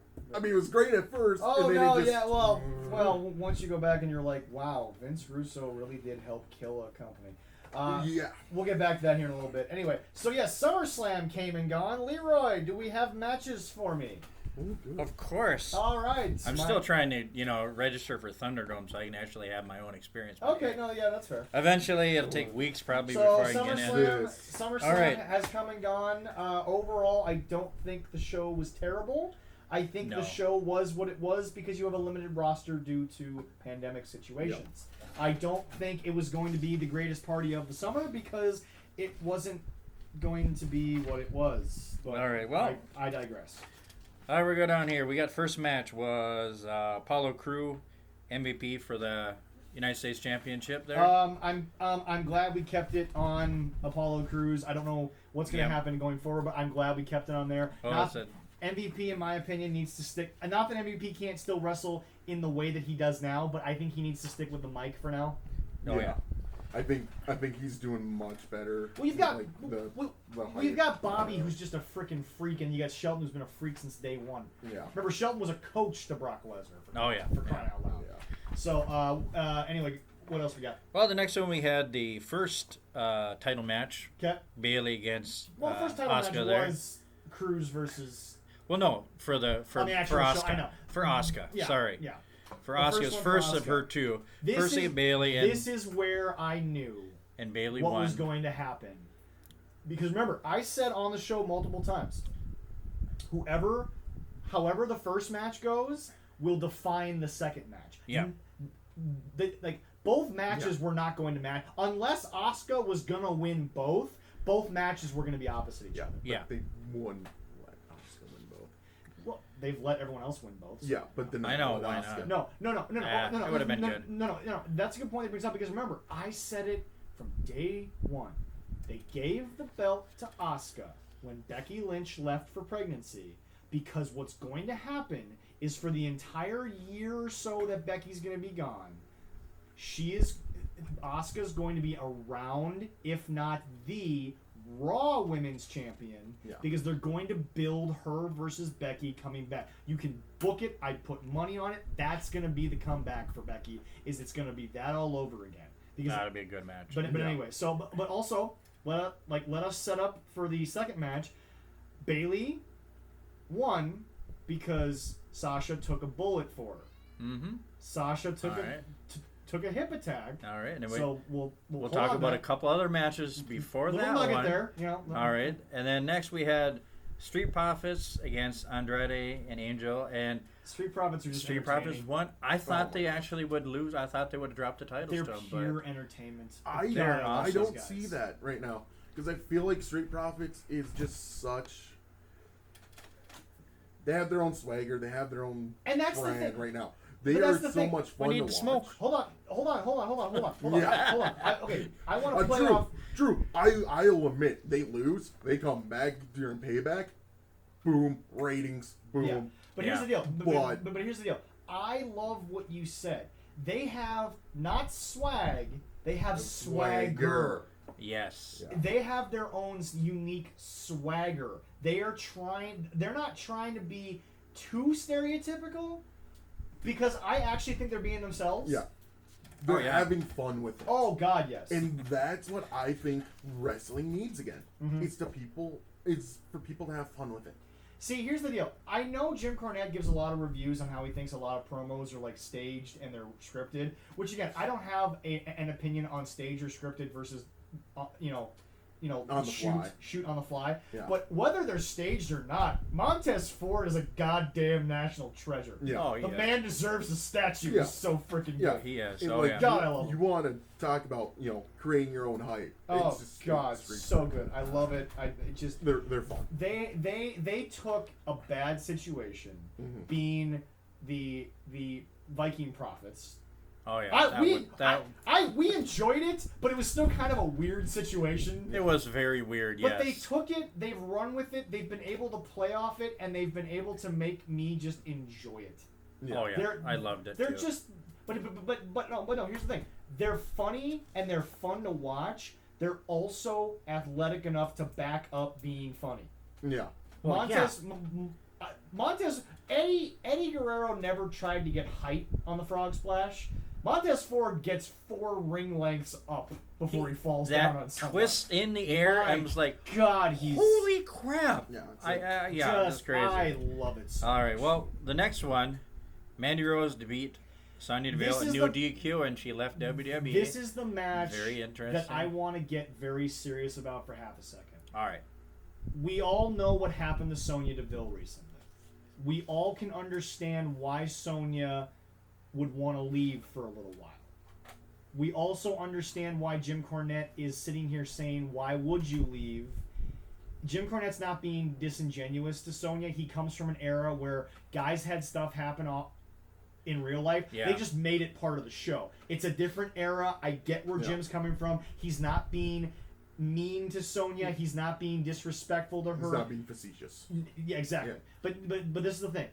They both were not into the match. You could tell they didn't want to do it. They didn't want to be a part of it, but they did it, and I applaud these two ladies for going out there and doing anything remotely close to what it was supposed to be. And if Sonya was going to get her head shaved, look, I'm okay that we changed the stipulation. In my opinion, maybe Sonya had a clarification of maybe I don't want to do this in my life right now. Not wrestling, but getting her head shaved. Yeah. Now, if Sonya's done in wrestling, I wish her the best. I hope she's not, because she is a star in the making. Whether she knows it or not, whether anyone else knows or not, she has the talent. She can talk. Look, it's as simple as it sounds. Neither one of them wanted to do it. Mandy Rose can do a better Shining Wizard than the four I watched her do. She can. Yeah. They tried their damnedest to tell a story, and they just weren't into it. And you know what? I can't blame either one of them for not being. When you go through a situation like those two went through, when you go through a situation where you almost lose your best friend and your life at the same time, it's look, anyone who bashes it, come on, guys. I mean, there is the saying the show must go on, but at the same time, but the show doesn't need to go on with you. Is the point. You have your match. It sucked. They did 10 minutes. I mean, well, here's the deal. It sucked because it was such a good build up. Yeah. Yep. I was actually really looking forward to that, and some idiot from South Carolina decided to drive 350 to 400 miles to Florida and ruin everything. Yeah, and that's the thing. Like, you watch that match. I'm sorry, the energy kind of left the building. God, it was dead. It's like, hey, why don't we just cancel this match out? And here's the deal: they both have charisma. They both can entice me, both in female qualities and in wrestling qualities. I enjoyed watching my pizza that night. Oof. Yeah. Anyway. I don't know about the outfit really, but she's seen better just in the shorts. She for some reason breaks out that outfit for WrestleMania, SummerSlam, and I'm like, what are we doing? But anyway, but no, I look at the situation and I say to myself, you almost lost your life, you almost lost your friends, your family, and someone clearly didn't give a shit that you were gay. They just wanted you for themselves. They're just a freak of nature that shouldn't be in nature. But look, the match sucked compared to what it could have been, but it was good for what they tried to do. Yep. It's just, you could tell they didn't want to do it. And I don't flippin' blame either one of you. And I will use one more for the show. Fuck that guy. Throw the book at him. There you go. You got mine for tonight. There we go. Anyway, what else? All right, next. Holding mine for when we get into certain conversation. I think it's coming up. Fair enough. I think it's coming up. All right. Well, all right. And then we got the Monday Night Messiah beating Dominic in his first match as a street fight with his dad in the corner. Dominic was not bad. It was a good told story. Yeah. But and Seth played a great heel. Seth did exactly what he should have done. He toyed with him. I think it went a little longer than it needed to. I think there was a little too much kendo stick action. 22 minutes. I know for a fact that the kendo stick has been like the center of the controversy, but used it a little too much. I think Ray and his wife were in there a little too much. Yeah. I'm okay with Ray being in there. No. But my only issue is this. I think I saw potential in Dominic, but you also saw that he's still greener than goose shit. Yeah. When it comes to being on Seth Rollins' level. Because Seth Rollins, whether it's been Seth Rollins, Tyler Black, or whatever incarnation he's been, Colby Lopez, which is his real name, Colby is the most talented guy on that roster. Don't at me on anybody else. He is the best. Yeah. Period.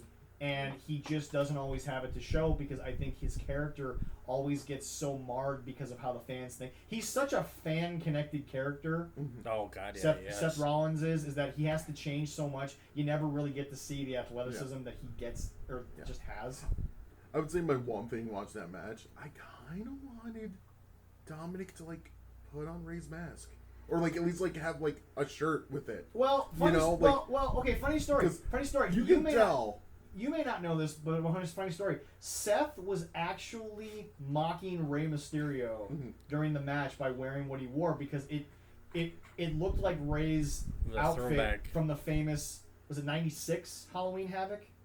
Yeah, with him and Eddie. Him and Eddie. Yeah. So Seth was sort of poking fun at Ray there with that getup. But anyway, no.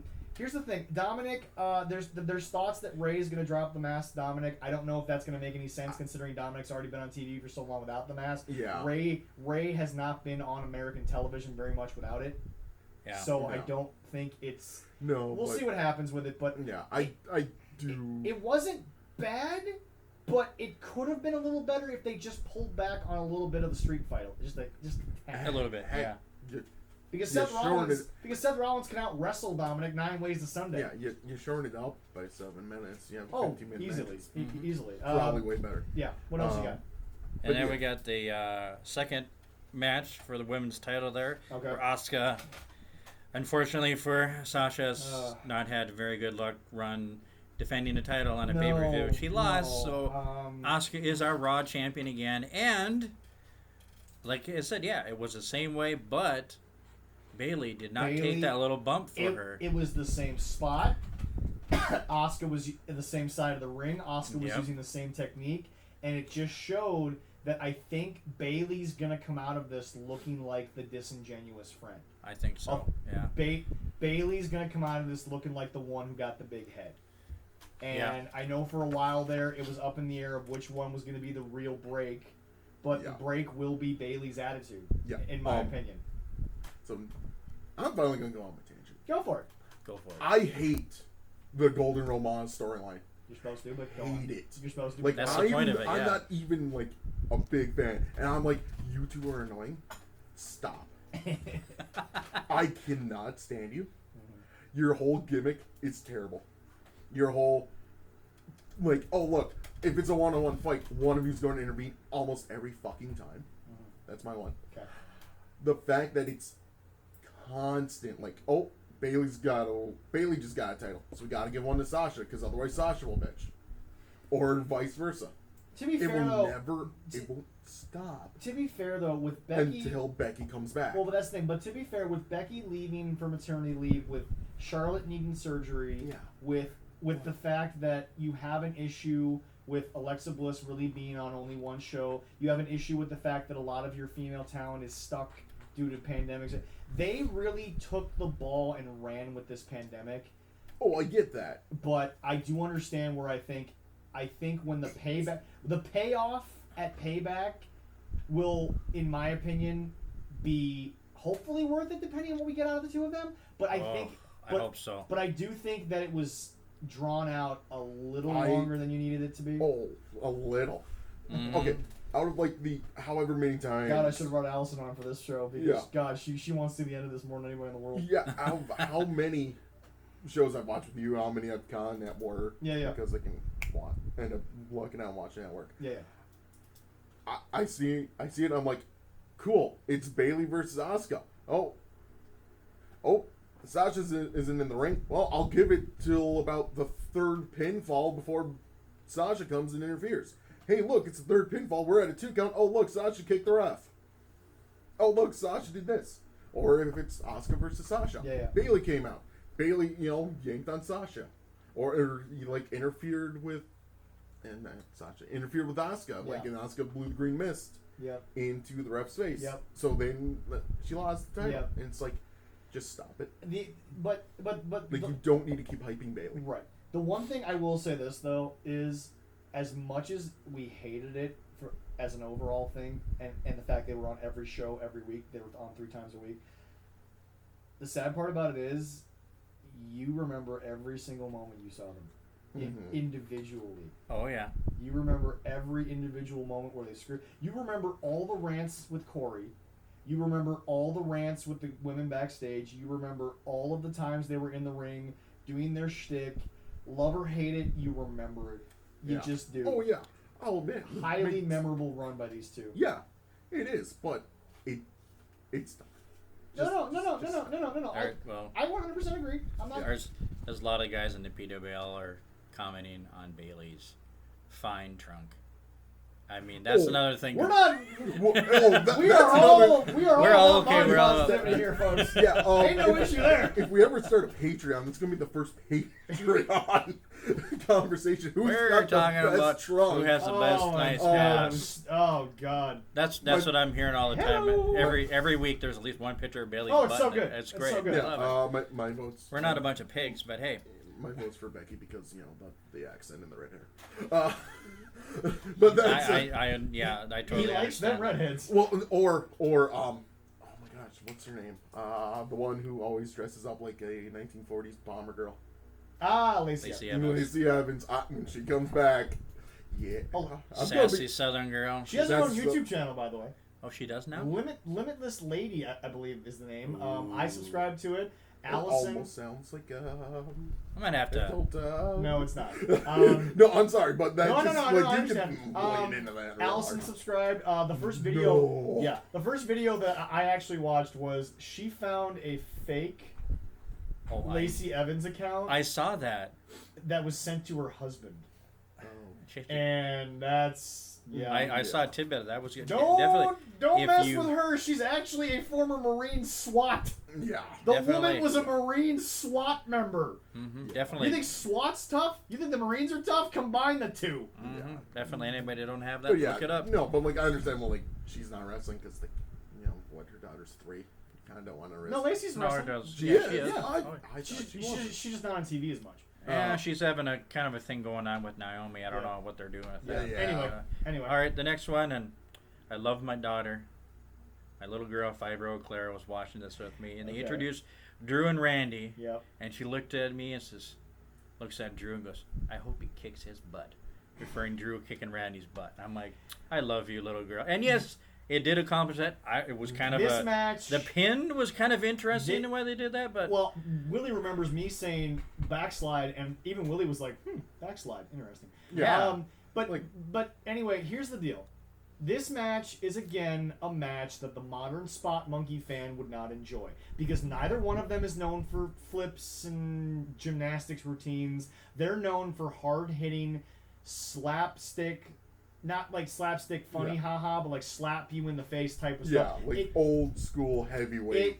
knock your teeth out. Yes, Yeah. yes. And you know what? Look, Randy tells a story just through his eyes. Drew told a great story. The build-up was great. Oh yeah. The match wasn't the...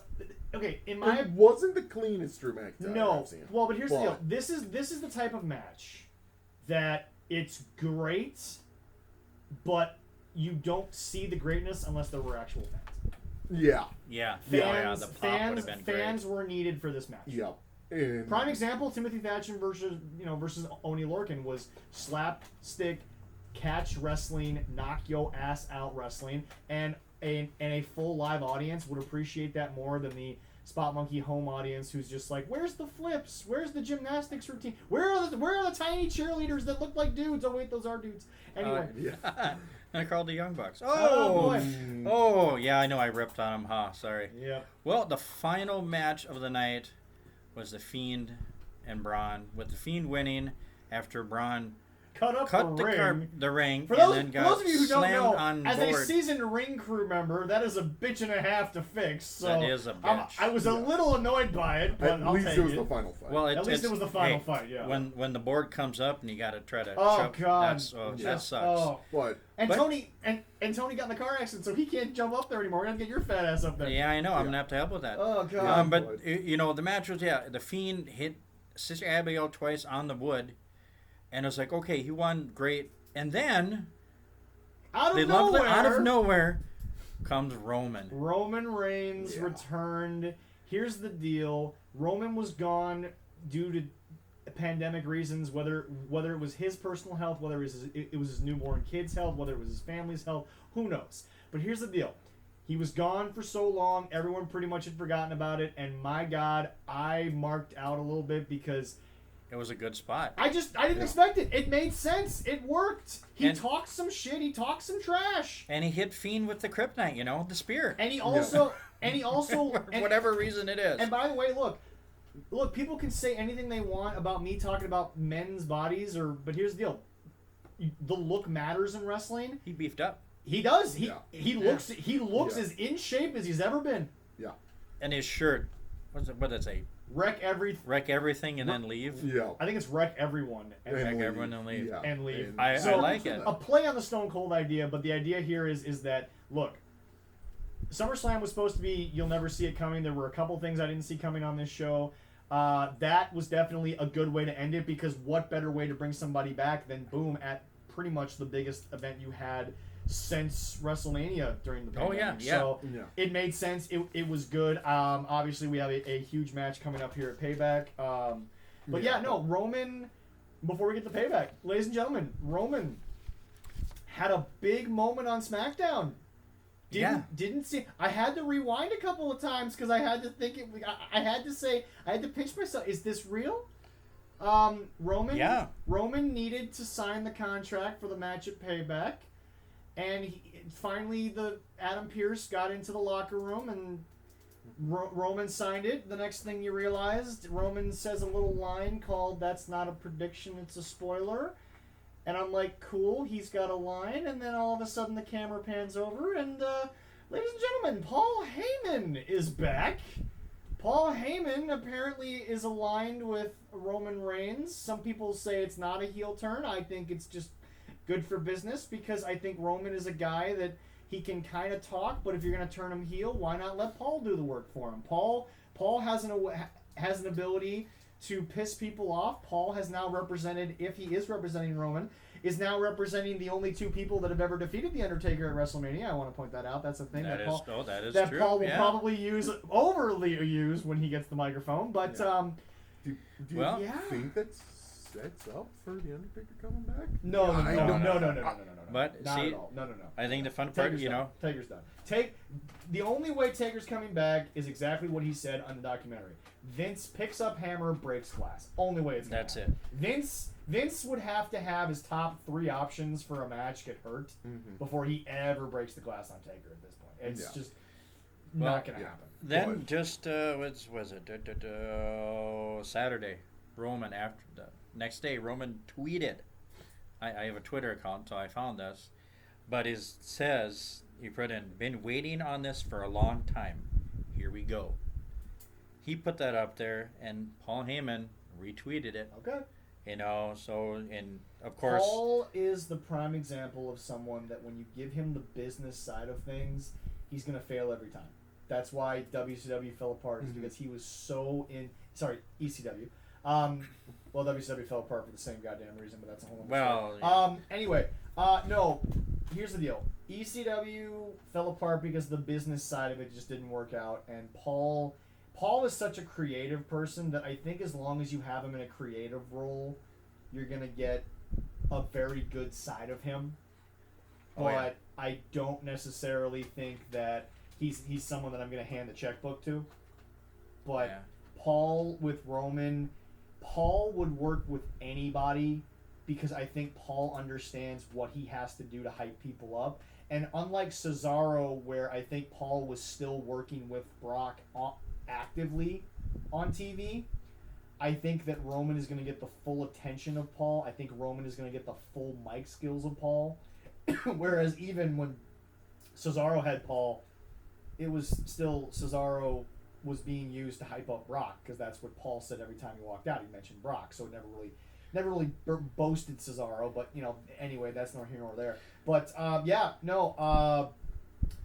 not much to go on other than a quick 30 half millisecond clip on the end of SmackDown there. I'm watching that after putting my kids okay, after this, time for bed, kids, and I'm like, oh my god. Okay, I can't did not expect that at all. I'm okay with him allying with Paul because does Roman Reigns really have good mic skills? Roman's not terrible. I just think people. He's had his moments. Well, the other part, but the other part about it is he'll never be on the same level as his cousin.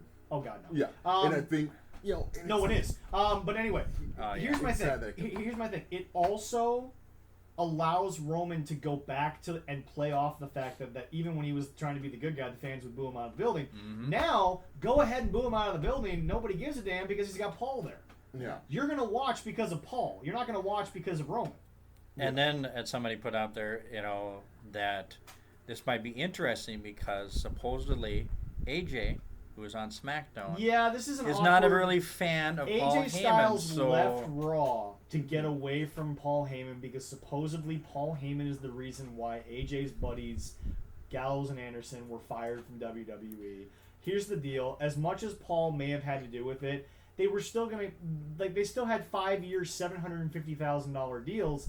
And look, AEW didn't fire anyone during COVID. They didn't fire anyone during the pandemic. They kept everyone on. Look, you want to play around with daddy's money, that's fine, Mr. Tony Khan, but Vince made a business decision, and Paul happened to feel the same. And look, at the end of the day, I hate to say it, I'm actually kind of happy that they're not in WWE because Gallows and Anderson, in my opinion, were not being used as... I mean, they could do anything. They were great, funny guys, loved them. But they're better when they are just a dominant world-class tag team. And they get to do that in Impact. They get to do that in Japan. They get to be Gallows and Anderson, is basically my point. They get to be OG Gallows and Anderson, which I am looking forward to. I'm sad they're not in WWE, but they would still be there if it wasn't for COVID. I'm sorry, they would be. It's just the way life works out. Oh, yeah. And but, Paul, look. We'll Paul, see how this twist. I mean, with AJ, if they're going to do that, if they're going to do the draft, they're going to flip around and make these AJ as a couple of scenarios. AJ going back to Raw, or Roman going back to Raw with Paul. So I mean, we'll see how this story goes. I think I can see Roman going back to Raw more, and then if he goes after, he's still got that. If he gets the belt, does he still have that beef going on with Corbin? Not really. Corbin's on SmackDown. Yeah, that's done already. Yeah. Corbin's on SmackDown anyway. He's playing with Matt Riddle now. Yeah. So anyway, SummerSlam was great. Payback. Leroy, just go ahead and I don't want to really do predictions because it is very soon, but just go ahead and like lay out the matches. All right, I think I might do them. Bailey and Sasha against Shayna Baszler and Nia Jax. I want to say this. I was watching live on SmackDown. Yeah. Sasha gave a promo that makes me think she's gonna leave Bailey high and dry. Oh yeah. But here's the deal. I was confused on their opponents only because they were supposed to be hating each other. However, the promo given by Shayna and Nia is on Smack. Yes. Now I'm okay with it. Now I'm okay with it because they still don't like each other. But hey, it's a shot at the gold. Yeah. I'm okay with it now. To beat the snot out of you and get the gold. This will work. And this is my prediction with this. It's a pay-per-view event. Bailey and Sasha lose. Yep. I'm thinking they will. Win it. That sets up for what I'm going to call Bailey versus Sasha Iron Woman match part 2. Could be. That damn carrot. I finally get that damn carrot in my mouth instead of being teased that whole damn time. Oh my god. Yeah. Next match. Yeah. All right. Well, we got the U.S. Championship again. Apollo Crew versus Bobby Lashley. I have a feeling this is when Apollo will finally drop it because Bobby is just such another worldly athlete right now. Bobby's damn near freaking over 40. And he still looks like he's literally chiseled out of stuff. Not many people get the physical attributes of a Bobby Lashley. Either he drops it or there's a DQ because the hurt business is out there with them. They're not banned. So all right. And then we have the triple threat, no hold barred for the Universal with the Fiend, Roman, I still have no Braun. idea what's going to happen in that match because does Roman get it back immediately? I don't. Does the Fiend get to keep it a little longer this time? So that because remember something with Alexa Bliss is coming. Oh, I know. Based on what we saw on SmackDown, something with Alexa Bliss is coming, and I still think there's more to do with Braun. So I don't think we're done. This is why I think you might have an idea there with Roman leaving is that, ladies and gentlemen, boys and girls, this Braun and Fiend thing, it ain't done because Alexa Bliss is just now getting into character for this match. Yeah, and here's my... I'm not predicting the match. I'm predicting, like, what's going to happen with the Fiend and everything. Okay. They've been building the Fiend. Yeah. And out of probably, I'd say, upwards of, like, Cena Yeah. He's like the first guy in a long time where I'm like, I'm hyped for him. Oh yeah. Like you just like to watch it. Tony loves him, and Tony doesn't really even like to watch. But, Yeah. but the Fiend legitimately freaks me out. Like I mean, but when the screeching happens, there's actually a chill down my back. mm-hmm. All my kids love it. Oh yeah. It scares them a little bit, but they know who it is. Yeah. But I think what it is with the Fiend or Bray Wyatt or however they're going to do it, with the Alexa Bliss angle, I don't know if it's a rumor or whatever. The Fiend family, Alexa Bliss goes down. Bayley and Sasha Banks, so they finally break up. One of them ends up joining him. So you have a women's tag team controlled by the Fiend. That's interesting. Ooh, that would be very You know, interesting. you have Braun bringing back out the monster. Yeah. And you have them fight for a while. Maybe the Fiend controls the monster, and then now you've got, and then you somehow get. Or Alexa controls the monster. Or Alexa One of the controls two, the yeah. monster. We talked about that with Jesse last Yes, week. we did. Yeah. Or, and then somehow during all that, Cena's still technically in. Oh, Cena's gone. Yeah, no, but I'm talking in terms of Not it yet. in terms of story wise, he's still like in the Fiend's dimension, right? No. No, that was end. Cena's gone. That ended. Okay. Cena's gone. Okay. Cena has no contract. Yeah, I'm saying though you could sign him.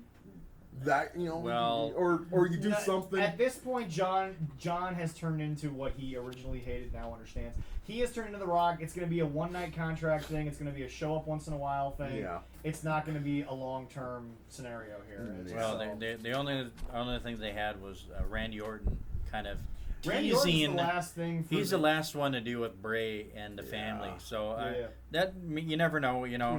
Have the Fiend go take the TNT title off of Brody Lee because God knows the Fiend would be better at it than Brody Lee. But, Yeah, that'd be well, true. my whole thing is with that Fiend family. I mean, you got, I mean, you could do like your Halloween special. I think Halloween's on Friday this year.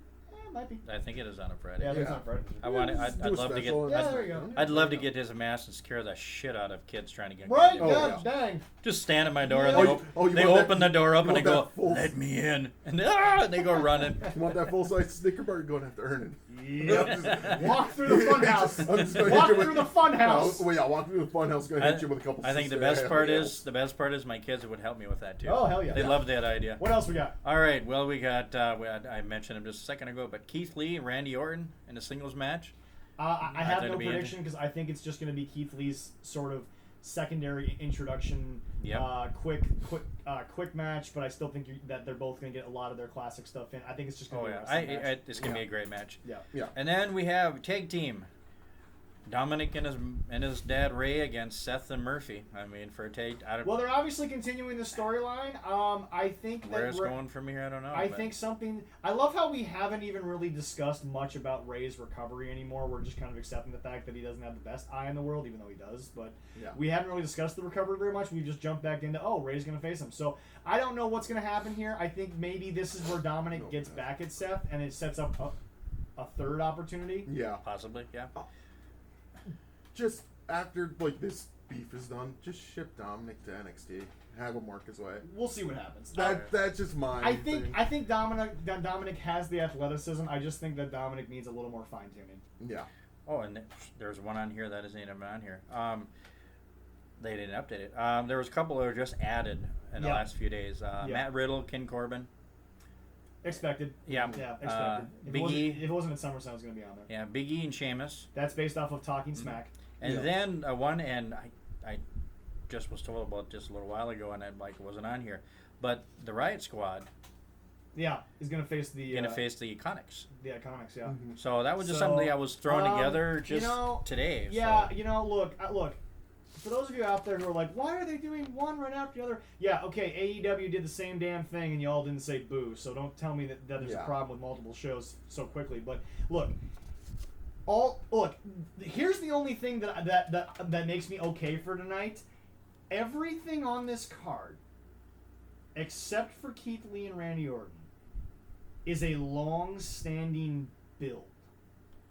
The only thing with Keith Lee in that is they're looking at it. He's a longtime friend of Drew and what he did on Raw.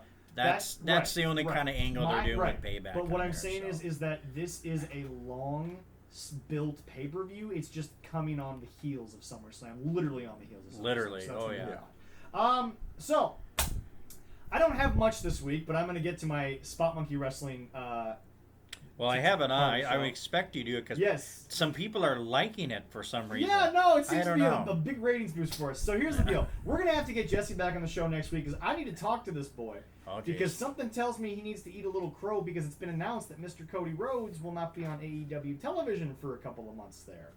So it's I'll get the pan heated up for him. Yeah, there you go. Well, we're gonna have to argue whether it's time or not. But my whole thing is just, ladies and gentlemen, boys and girls, once again, it's a show with a bunch of gymnastics. It's a bunch of matches that don't make any sense. I don't understand why they do half of them. There's no build to them. It's okay. I'm gonna combine this with our 12th card of the day because 11 was AEW. I'm gonna put our 12th card here, ladies and gentlemen. Tony Khan, who has recently come up in Minnesota news because the Minnesota Vikings just acquired Mr. Njoku. Is that no? Ngakwe. Ngakwe. Yeah. Njoku was his teammate. Yeah. Yes. They just acquired Yannick Ngakwe 2 days after I start my Madden franchise. So now I have to wait for the damn roster update. But anyway. Well, that should pop up here in the next day or two. Yeah, hopefully. But anyway, no. So here's the deal. Tony Khan, I guess, is the technical developer for the actual Jaguars. Yeah. So Tony Khan was tweeted about by Ngakwe somewhat negatively. We all know how the real wrestling community, not Spot Monkey community, feels about him. Something about this guy must rub certain people the wrong way. Because right now, he first of all, in AEW, he comes off as the biggest money mark in the history of the game. He is playing with Daddy's house money right now. Daddy is still funding, for God's sakes, as far as we know, and I'm not going to do everyone's tax returns, but as far as we know, half the wrestlers on this roster are making 6 figures to work one night a week. Somebody pay me for that crap. God, And due to COVID, they had so many freaking pre-tape shows, they worked one night for 3 weeks. And they're getting paid 6 figures a year for this crap. But the thing about it is that Tony Khan, every single night, you do one or two things where I look at myself and say, okay, you got me. Let's go here. And one of them is FTR. Yet out of nowhere, a couple weeks ago, FTR was with Arn Anderson. Made sense. Like it. Good idea. No, it's cool. I thought he was with, hold on. I thought they were with... No, hold on. Just pause for a moment there, bro. This past week, now they got Tully. But no Arn. That's better. But they don't explain why. No one said anything why. They're just with Tully all of a sudden. But this is Spot Monkey, so, we got to get used to that. It's the most schizophrenic bullshit I've ever seen in my life. Yeah. But the thing about it is that FTR had a good match with Private Party. It wasn't the best private FTR match, but it was probably one of the best private. It wasn't the best FTR match I've seen, but it was probably the best Private Party matches because they slowed Private Party down. Private Party wasn't just doing moves for the sake of doing moves. They were registering that they were hurt. They were doing things that told a story. And then I get another freaking 8-man tag situation or whatever. I don't know if that was this week or the week before, but Tony Khan is the prime example of, I played with wrestling dolls when I was a kid, action figures, and I wanted to have these amazing 8-man matches with all these guys that I liked. And by the way, Tony Khan, if you ever listen, and the Young Bucks will probably find us because the Young Bucks listen to everything that's said about them, whether it's negative or otherwise. Here's the deal. I am wearing the OG Bullet Club shirt, okay? The shirt that got advertised across the world. It's sold at Hot Topic. It's sold everywhere. It's one of the most popular shirts of this century. Mm-hmm. But that is what Tony Khan fell in love with. It wasn't, as Tony Khan always says, I collect old Mid-South tapes. No, you don't. You don't. Mm-hmm. You don't book this gymnastics crap if you watch old school NWA. But here's the deal. He fell in love with modern wrestling, which is just a gymnastics routine with no storytelling. He fell in love with the Young Bucks are very pretty, and and the Young Bucks were able to convince this guy, who, Daddy bought the company. Daddy just bought the company despite Vince. Vince ain't in football no more, so Daddy is now stuck with a wrestling company. But I get to play with Daddy's money, and I get to book who I want, when I want. I'm going to have a freaking debate on my show because it's the presidential season, and my moderator is going to be Eric Bischoff. Why? Because I loved Eric Bischoff in 1999, the last time he was on Turner freaking Network. This guy is booking like, honestly, he's booking like your brother Nick would. Yeah. Nick is obviously special needs. Yeah. And Nick plays with his action figures, or he watches his cartoons. Yeah. And if he could physically book his favorite cartoon characters versus each other, he would. And that's what Tony Khan is doing. Yeah. It doesn't matter if the story makes sense. To be fair, my brother would probably at least try to get somebody over. Yeah, no. Anyone over? There we go. Yes. He would probably try and get good old Jason David Frank, the Green Ranger for a number of years. Was an MMA fighter. Yeah. And it would actually draw ratings. There we go. Because I'm sorry, Tony Khan, you are living in a world where clearly you are okay that you are never going to draw more than 1 million people. Your TV show is going to be stuck between 500,000 and 1 million, and at this rate, it's never going to get better. It's not going to change. It's going to be the same in 4 years, and your buddy over at Turner that gave you the 4-year extension is no longer there. Yeah. He left Turner, so now you have to convince somebody who might not even like wrestling. Remember, WCW was still making money, and they got rid of it because the people that were now in charge of it didn't want wrestling. They didn't like wrestling. Well, that and it was kind of getting run into the ground. But very much so. But it's just, this isn't Tony Khan. And yes, I might be repeating some of the stuff I've said about the show over all these broadcasts we've had, but now specifically to Tony. You have been mentioned by a former player, a star player, mind you, of Saxonville for your daddy. Yeah. You were called out on Twitter. You've been called out by wrestling fans. You have a joke of you made in Robert Stone down in NXT. You can't tell me they're not trying to make him look like Tony Khan. Oh, yeah. But the thing about it is that you are a mark. And yes, I know I'm a fan using wrestling terms, but you're a mark. You are a guy whose daddy bought you a wrestling company. You are Dixie Carter with more money. That's all you are. You are Dixie Carter with more money. And by the way, your daddy's not, by the way, you're going to be Dixie Carter again when daddy finally cuts you off because he ain't making that much money on this thing. Because here's the deal. Even in advertisements. We've said 1,000 times on the show, the TV deal, it ain't paying for dick. It's not paying for the show. It's barely paying for the arena that they rent, even though mostly they're at Daly's Place right now, and his dad owns Daly's Place because it's attached to the Jaguar Stadium. Yeah, makes it a lot But cheaper. you have not grown your audience. You are beating the C show of WWE. You are beating a roster that's half developmental, but I'm supposed to believe Joey Janela is one of the best wrestlers in the world. You have Kenny Omega as one of your features, who is... Kenny can't work in an American crowd. He can't. No. What he does doesn't work in America. I'm sorry, it doesn't. It works in Japan.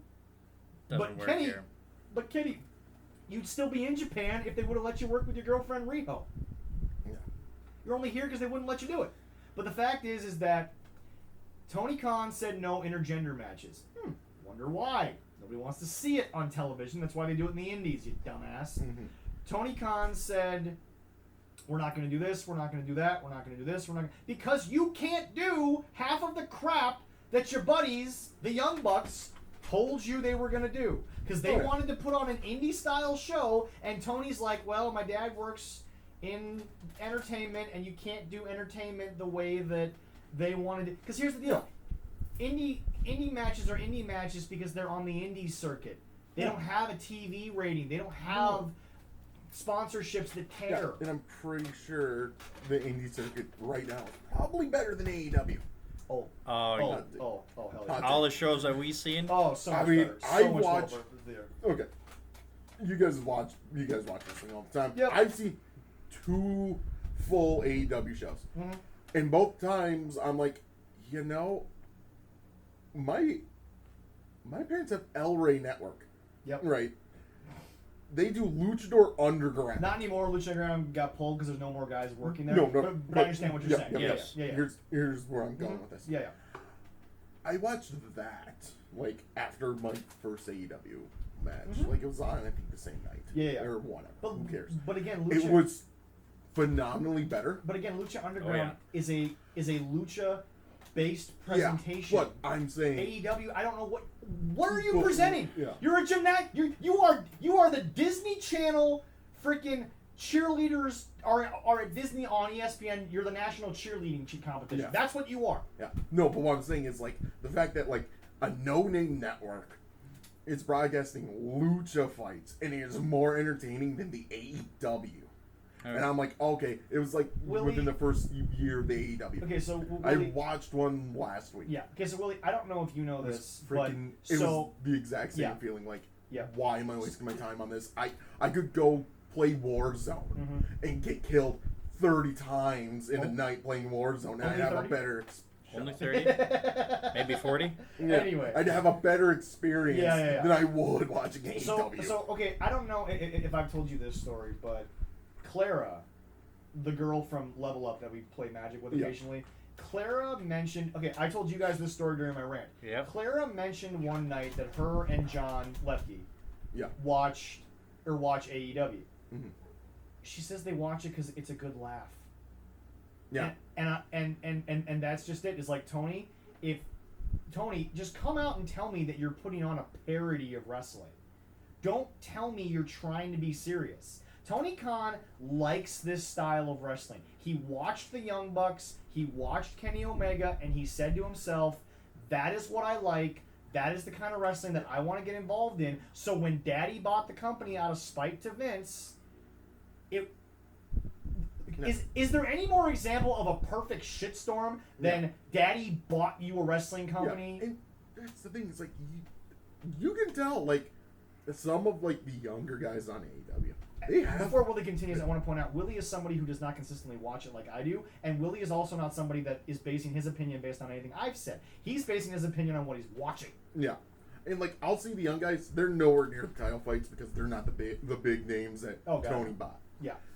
They are so much better than the guys that are fighting for the titles. And it's like, why aren't you building these guys up? John Moxley was the number one guy in the PWI, which I'm fine with. It's okay. I'm not pissed about it. John had a good year. He won the AEW title. He was on national TV. He had a great. He had an okay run in Japan, and obviously, sadly, hey John, you're the number one guy in a pandemic year, so it's not like we can fully evaluate you. But what is sad is that Jushin Thunder Liger was not on the list for the first time since its inception, which he wrestled during the period, and no offense to even Devon, who we mentioned earlier, we congratulated him. Jushin Thunder Liger is still better than 90% of the guys that are on the damn thing.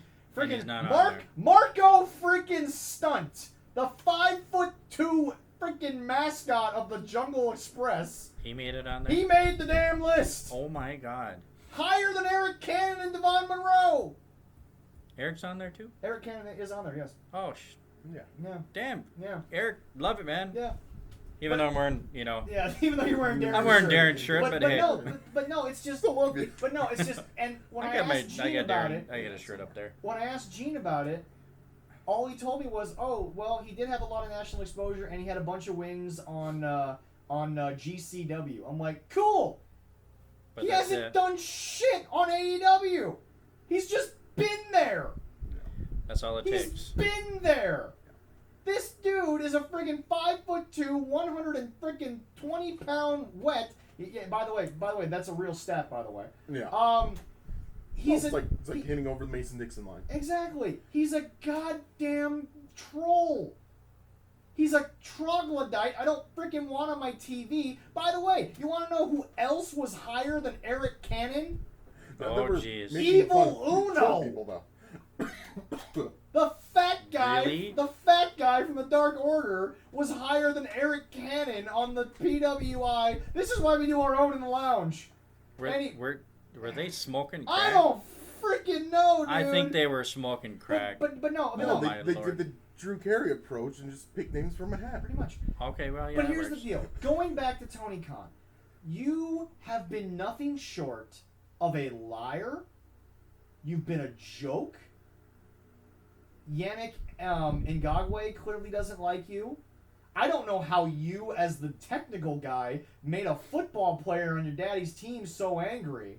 But so far, I know nothing about you that's good unless it comes from the all-elite fan base. And I'm like, yeah, you people are people I really give a damn about, considering you love a... Here's the thing. He's paying them, that's why. Well, but here's the thing. He's paying the fans, too. Oh, well, yeah. Here's the thing. Those fans are so freaking, like, ingrained in this is amazing and WWE's crap. They could literally put Kenny Omega out there and have Kenny Omega shit in a pot and they'd still be happy. But, okay, I'll probably give the fans this.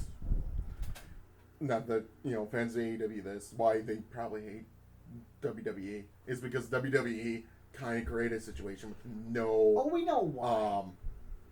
Oh my gosh, I can't remember the word. No competition. Fair enough. And innovation comes from competition. Well, which is fair, but the problem is that Tony Khan has created something that if Vince McMahon watches, Vince McMahon's laughing, being like, I got to worry about this. It'll be off the air in 3 years. Yeah, but it's like, but that's the thing. It's like watching the All-American Football League. Okay. Or the AFL before that folded. Yeah. And the XFL when they tried to come back. Yeah. People were eventually watching it because it was different. Well, the NFL's going to adopt that XFL kickoff rule in about probably 3 years. Probably. It'll be in the NFL in 3 years. I guarantee it. But what I'm saying is like, hey, people were watching it finally. Yeah. Granted, COVID happened. Yeah. Ruined that. Mm-hmm. But people were watching it because it was finally competition for the NFL. Well, and it goes back to also like... But is it real competition? AEW... That is fair. AEW is the XFL from the first run. The XFL, the second run, was at least decent football. Yeah. Well, it's like... Okay. It's like, how EA's got the Madden license forever. Yeah. The last good Madden game, in my opinion... Probably. I'd say 08. But okay. They were still competing with 2K. 2K, yeah. Like 2K5 Men 06. Like, yeah. And you saw like, hey, innovations are happening. They're putting money behind this. And I'll be honest. I only buy Madden every year because it gives me the updated rosters. Madden in my hold on. You can just sell me a patch. That's what I'm saying. In my opinion, Madden, give me one game, let me download it, let me never have to buy it again for $60, and then I'll buy a season pass every year for $40 or $50. Make it a $50 pass. Well, we're already paying $60 for the game. Yeah, that's right. So just give me a $50 season pass. But anyway, Tony Khan is a mark. He doesn't know how to build something for the long term. He's giving you the payoff every night. He is ruining actually good, talented guys. Private Party, if they were in NXT being trained, they'd be phenomenal because they're both athletic as hell. Yeah. Oh, yeah. They are so good. And the fact is, he has convinced, and it must just be the payday, he has convinced actual wrestlers to come into AEW and just do gimmicky horse shit. It's not even worth their time half the time. That's not to be serious. Chris Jericho stopped being serious after he left Cody because there ain't no reason to be serious. Tony's paying me. Yeah. So anyway, we go from one mark to something that... This is how we're going to end the show. I can't believe that I'm actually going to promote it because I am an actual wrestling fan. But the Sundance Film Festival apparently gave it an award, or at least it was there. Mm-hmm. You Can't Kill David Arquette is now available on iTunes. Well, he did make Is it available now on iTunes, or is it... Ooh, hey. Asking me. I don't even have an iPhone.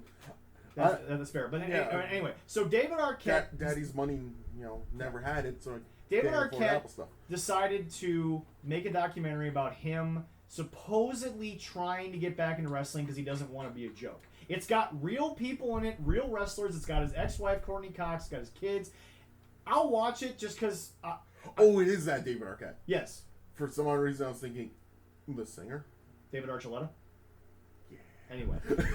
Arquette. But here's the deal. I met David Arquette, or I didn't really meet him, but I saw David Arquette wrestle for Heavy on Wrestling up here at Fortune Mania 2. Nice guy, but look, you were a joke when you won the title. That's how Vince Russo booked you. Yeah. Your win is what most wrestling fans point to as the end of WCW as we knew it. Yeah, you helped kill Vince McMahon's only competition. Yeah, it's like giving it to Fred Durst. Exactly. It doesn't. And I love Limp Bizkit, but here's the deal. You can't kill David Arquette he has a heart attack 2 years ago, and then a year later he's in a death match. Yeah. Like, dude, nobody wanted you in wrestling to begin with. I get it, you're trying to come back to wrestling to not be a joke, but you've been a joke for 15 years in this business. Yeah. You are still the worst booked, not just booked, you are the worst world champion ever. You are the single worst person to ever hold the biggest world title this business ever saw. Your name is on there with Ric Flair, who won it 14 times. Yeah. You are and always will be a joke in this business. I don't hate David Arquette as a person. No. And I get wanting to live your fantasy. Yeah. But dude, do us a favor. If you want to not be considered a joke in wrestling, just don't come back. Yeah. Leroy, you and I both remember the night it happened. Oh, I know. It was like he was in is- the movie, and it's like, really, we need to do that. Just- That was stupid. Well, I looked it up. Okay. All right, you can rent it on Amazon, Apple TV, Google Play, I'll probably do that on Voodoo, Amazon because I have Direct Amazon. TV, and you can buy it. I think YouTube and Fango now you can buy. Okay, yeah. But yeah, it is available to rent right now. Just wait till it's in and, the $5 bin at Yeah, Walmart. yeah, exactly. But no, it's just here's Well, the it's deal. only, Well, no. I have free Amazon Prime, so I'm probably just gonna turn around and get it. And you rent can it. rent or buy it Here's the deal. Yeah, on it's Prime for $6. Yeah. Okay. Yeah. Yeah, $6. Anyway, but here, that's about all it's worth. Here's the deal. I don't have a problem with David Arquette as a person. I don't look. I get it. You want to become a redemption story, dude. I commented this on Facebook, and a bunch of people who I guarantee you are not wrestling fans, because they were hearting it and they were loving it and they were saying, "Good for you." You ain't wrestling fans, because real wrestling fans want nothing to do with David Arquette. I'm sorry. Yeah, we want it's- nothing to do with the guy. Go away.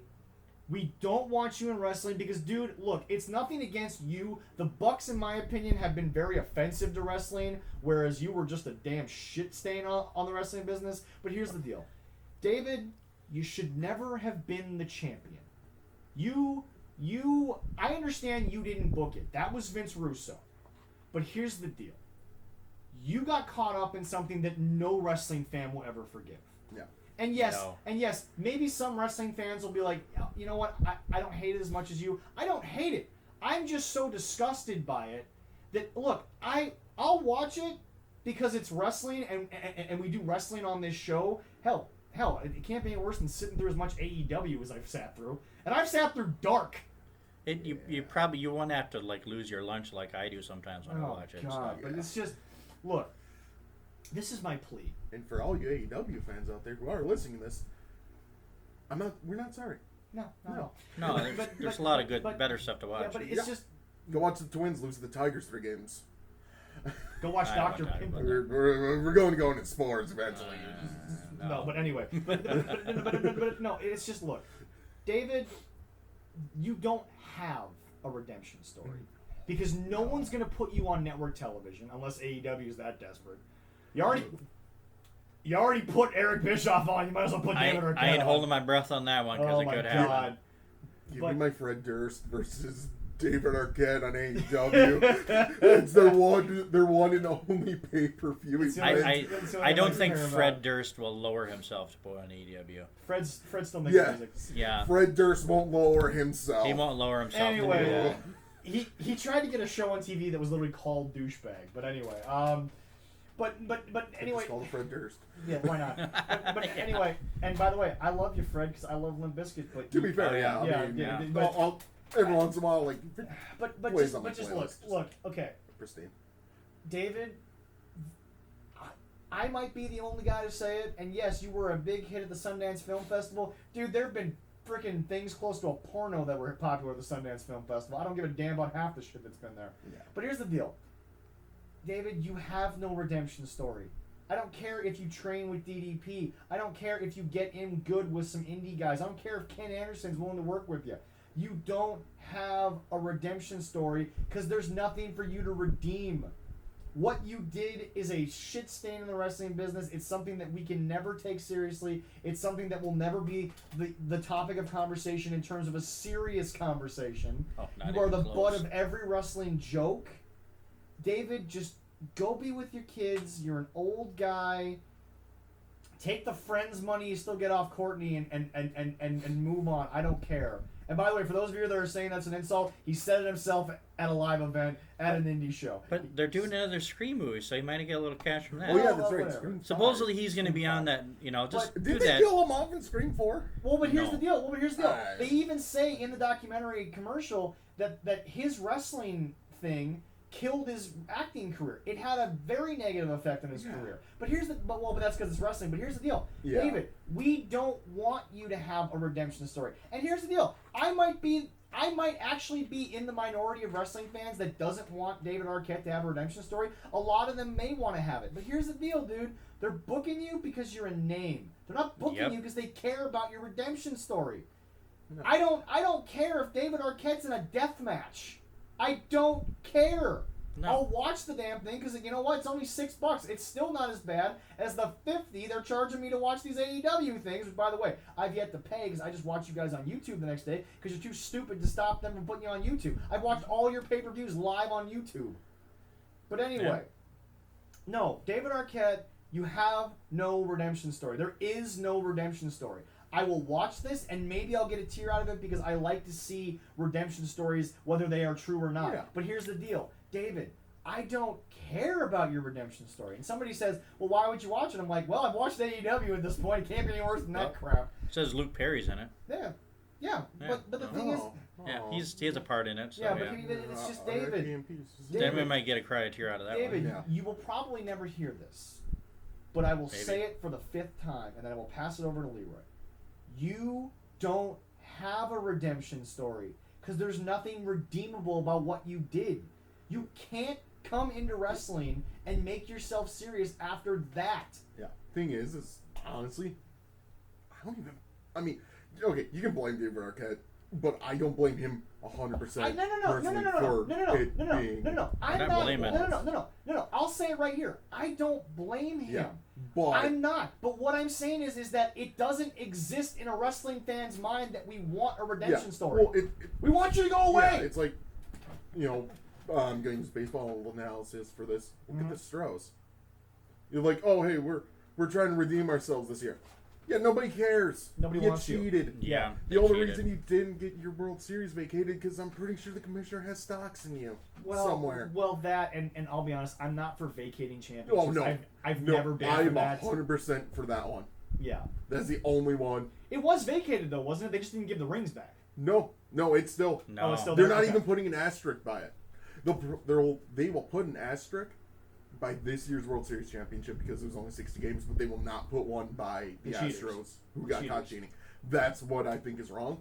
But that's baseball conversation. The cheat Stros. And but Patriots got away with it. 20 minutes I can get into. Anyway, okay, so Leroy, you watched like I watched. Yeah. You know it. Again, I'm not bashing him for trying to live a dream, but here's my question.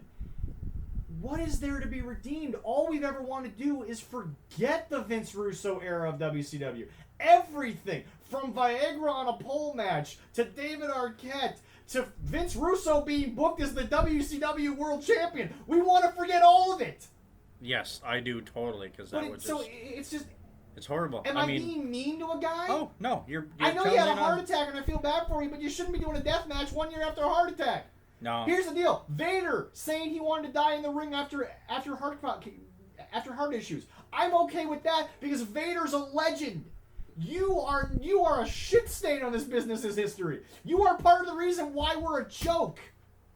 Yes. And it was perfectly in AEW. It wasn't his fault. I mean, yeah, he got booked for it. I mean, he was in the movie. That's all he needed to do.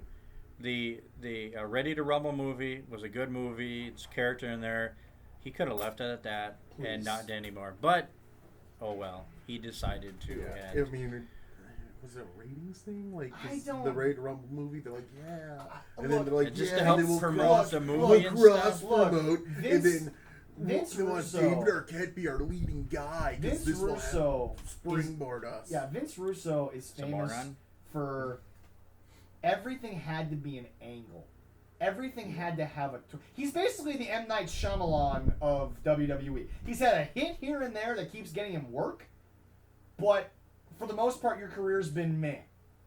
Yeah, that's And, right. and even M. Night Shyamalan has had some redeemable things. Vince Russo's been a shit stain since day one. But it's just, David, please, let this... Hopefully this will be the end. Hopefully at the end of this documentary, you somehow give some sort of retirement speech. I don't want to remember your wrestling career. I want to forget that your proudest moment ever happened. I want to forget the fact that you held the same belt as Ric Flair and Sting. I want to forget the fact that Booker T and Ron Simmons fought for equality in the sport and won that title and made it prestigious for not just whites but African Americans. I want to forget that you were ever involved in that. I want to forget the fact that Rey Mysterio Jr. and Eddie Guerrero never got a chance to be the WCW World Champion, but they were WWE Champions. I want to forget the fact that you were ever involved in this. I want to forget the fact that sadly the legacy of WCW comes down to Dennis Rodman and David Arquette. Ugh.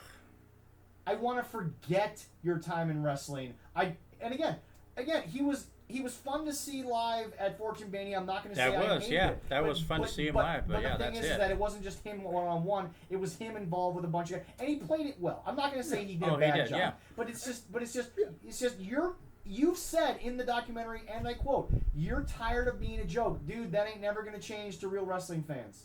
Yeah. No one cares. Yeah, which is going to be. Get out of the sport. Leave." And I'm not saying that because I think you don't deserve to be in it. I'm just saying that, dude, we don't care about a redemption story because we want to forget the reason you're trying to redeem yourself.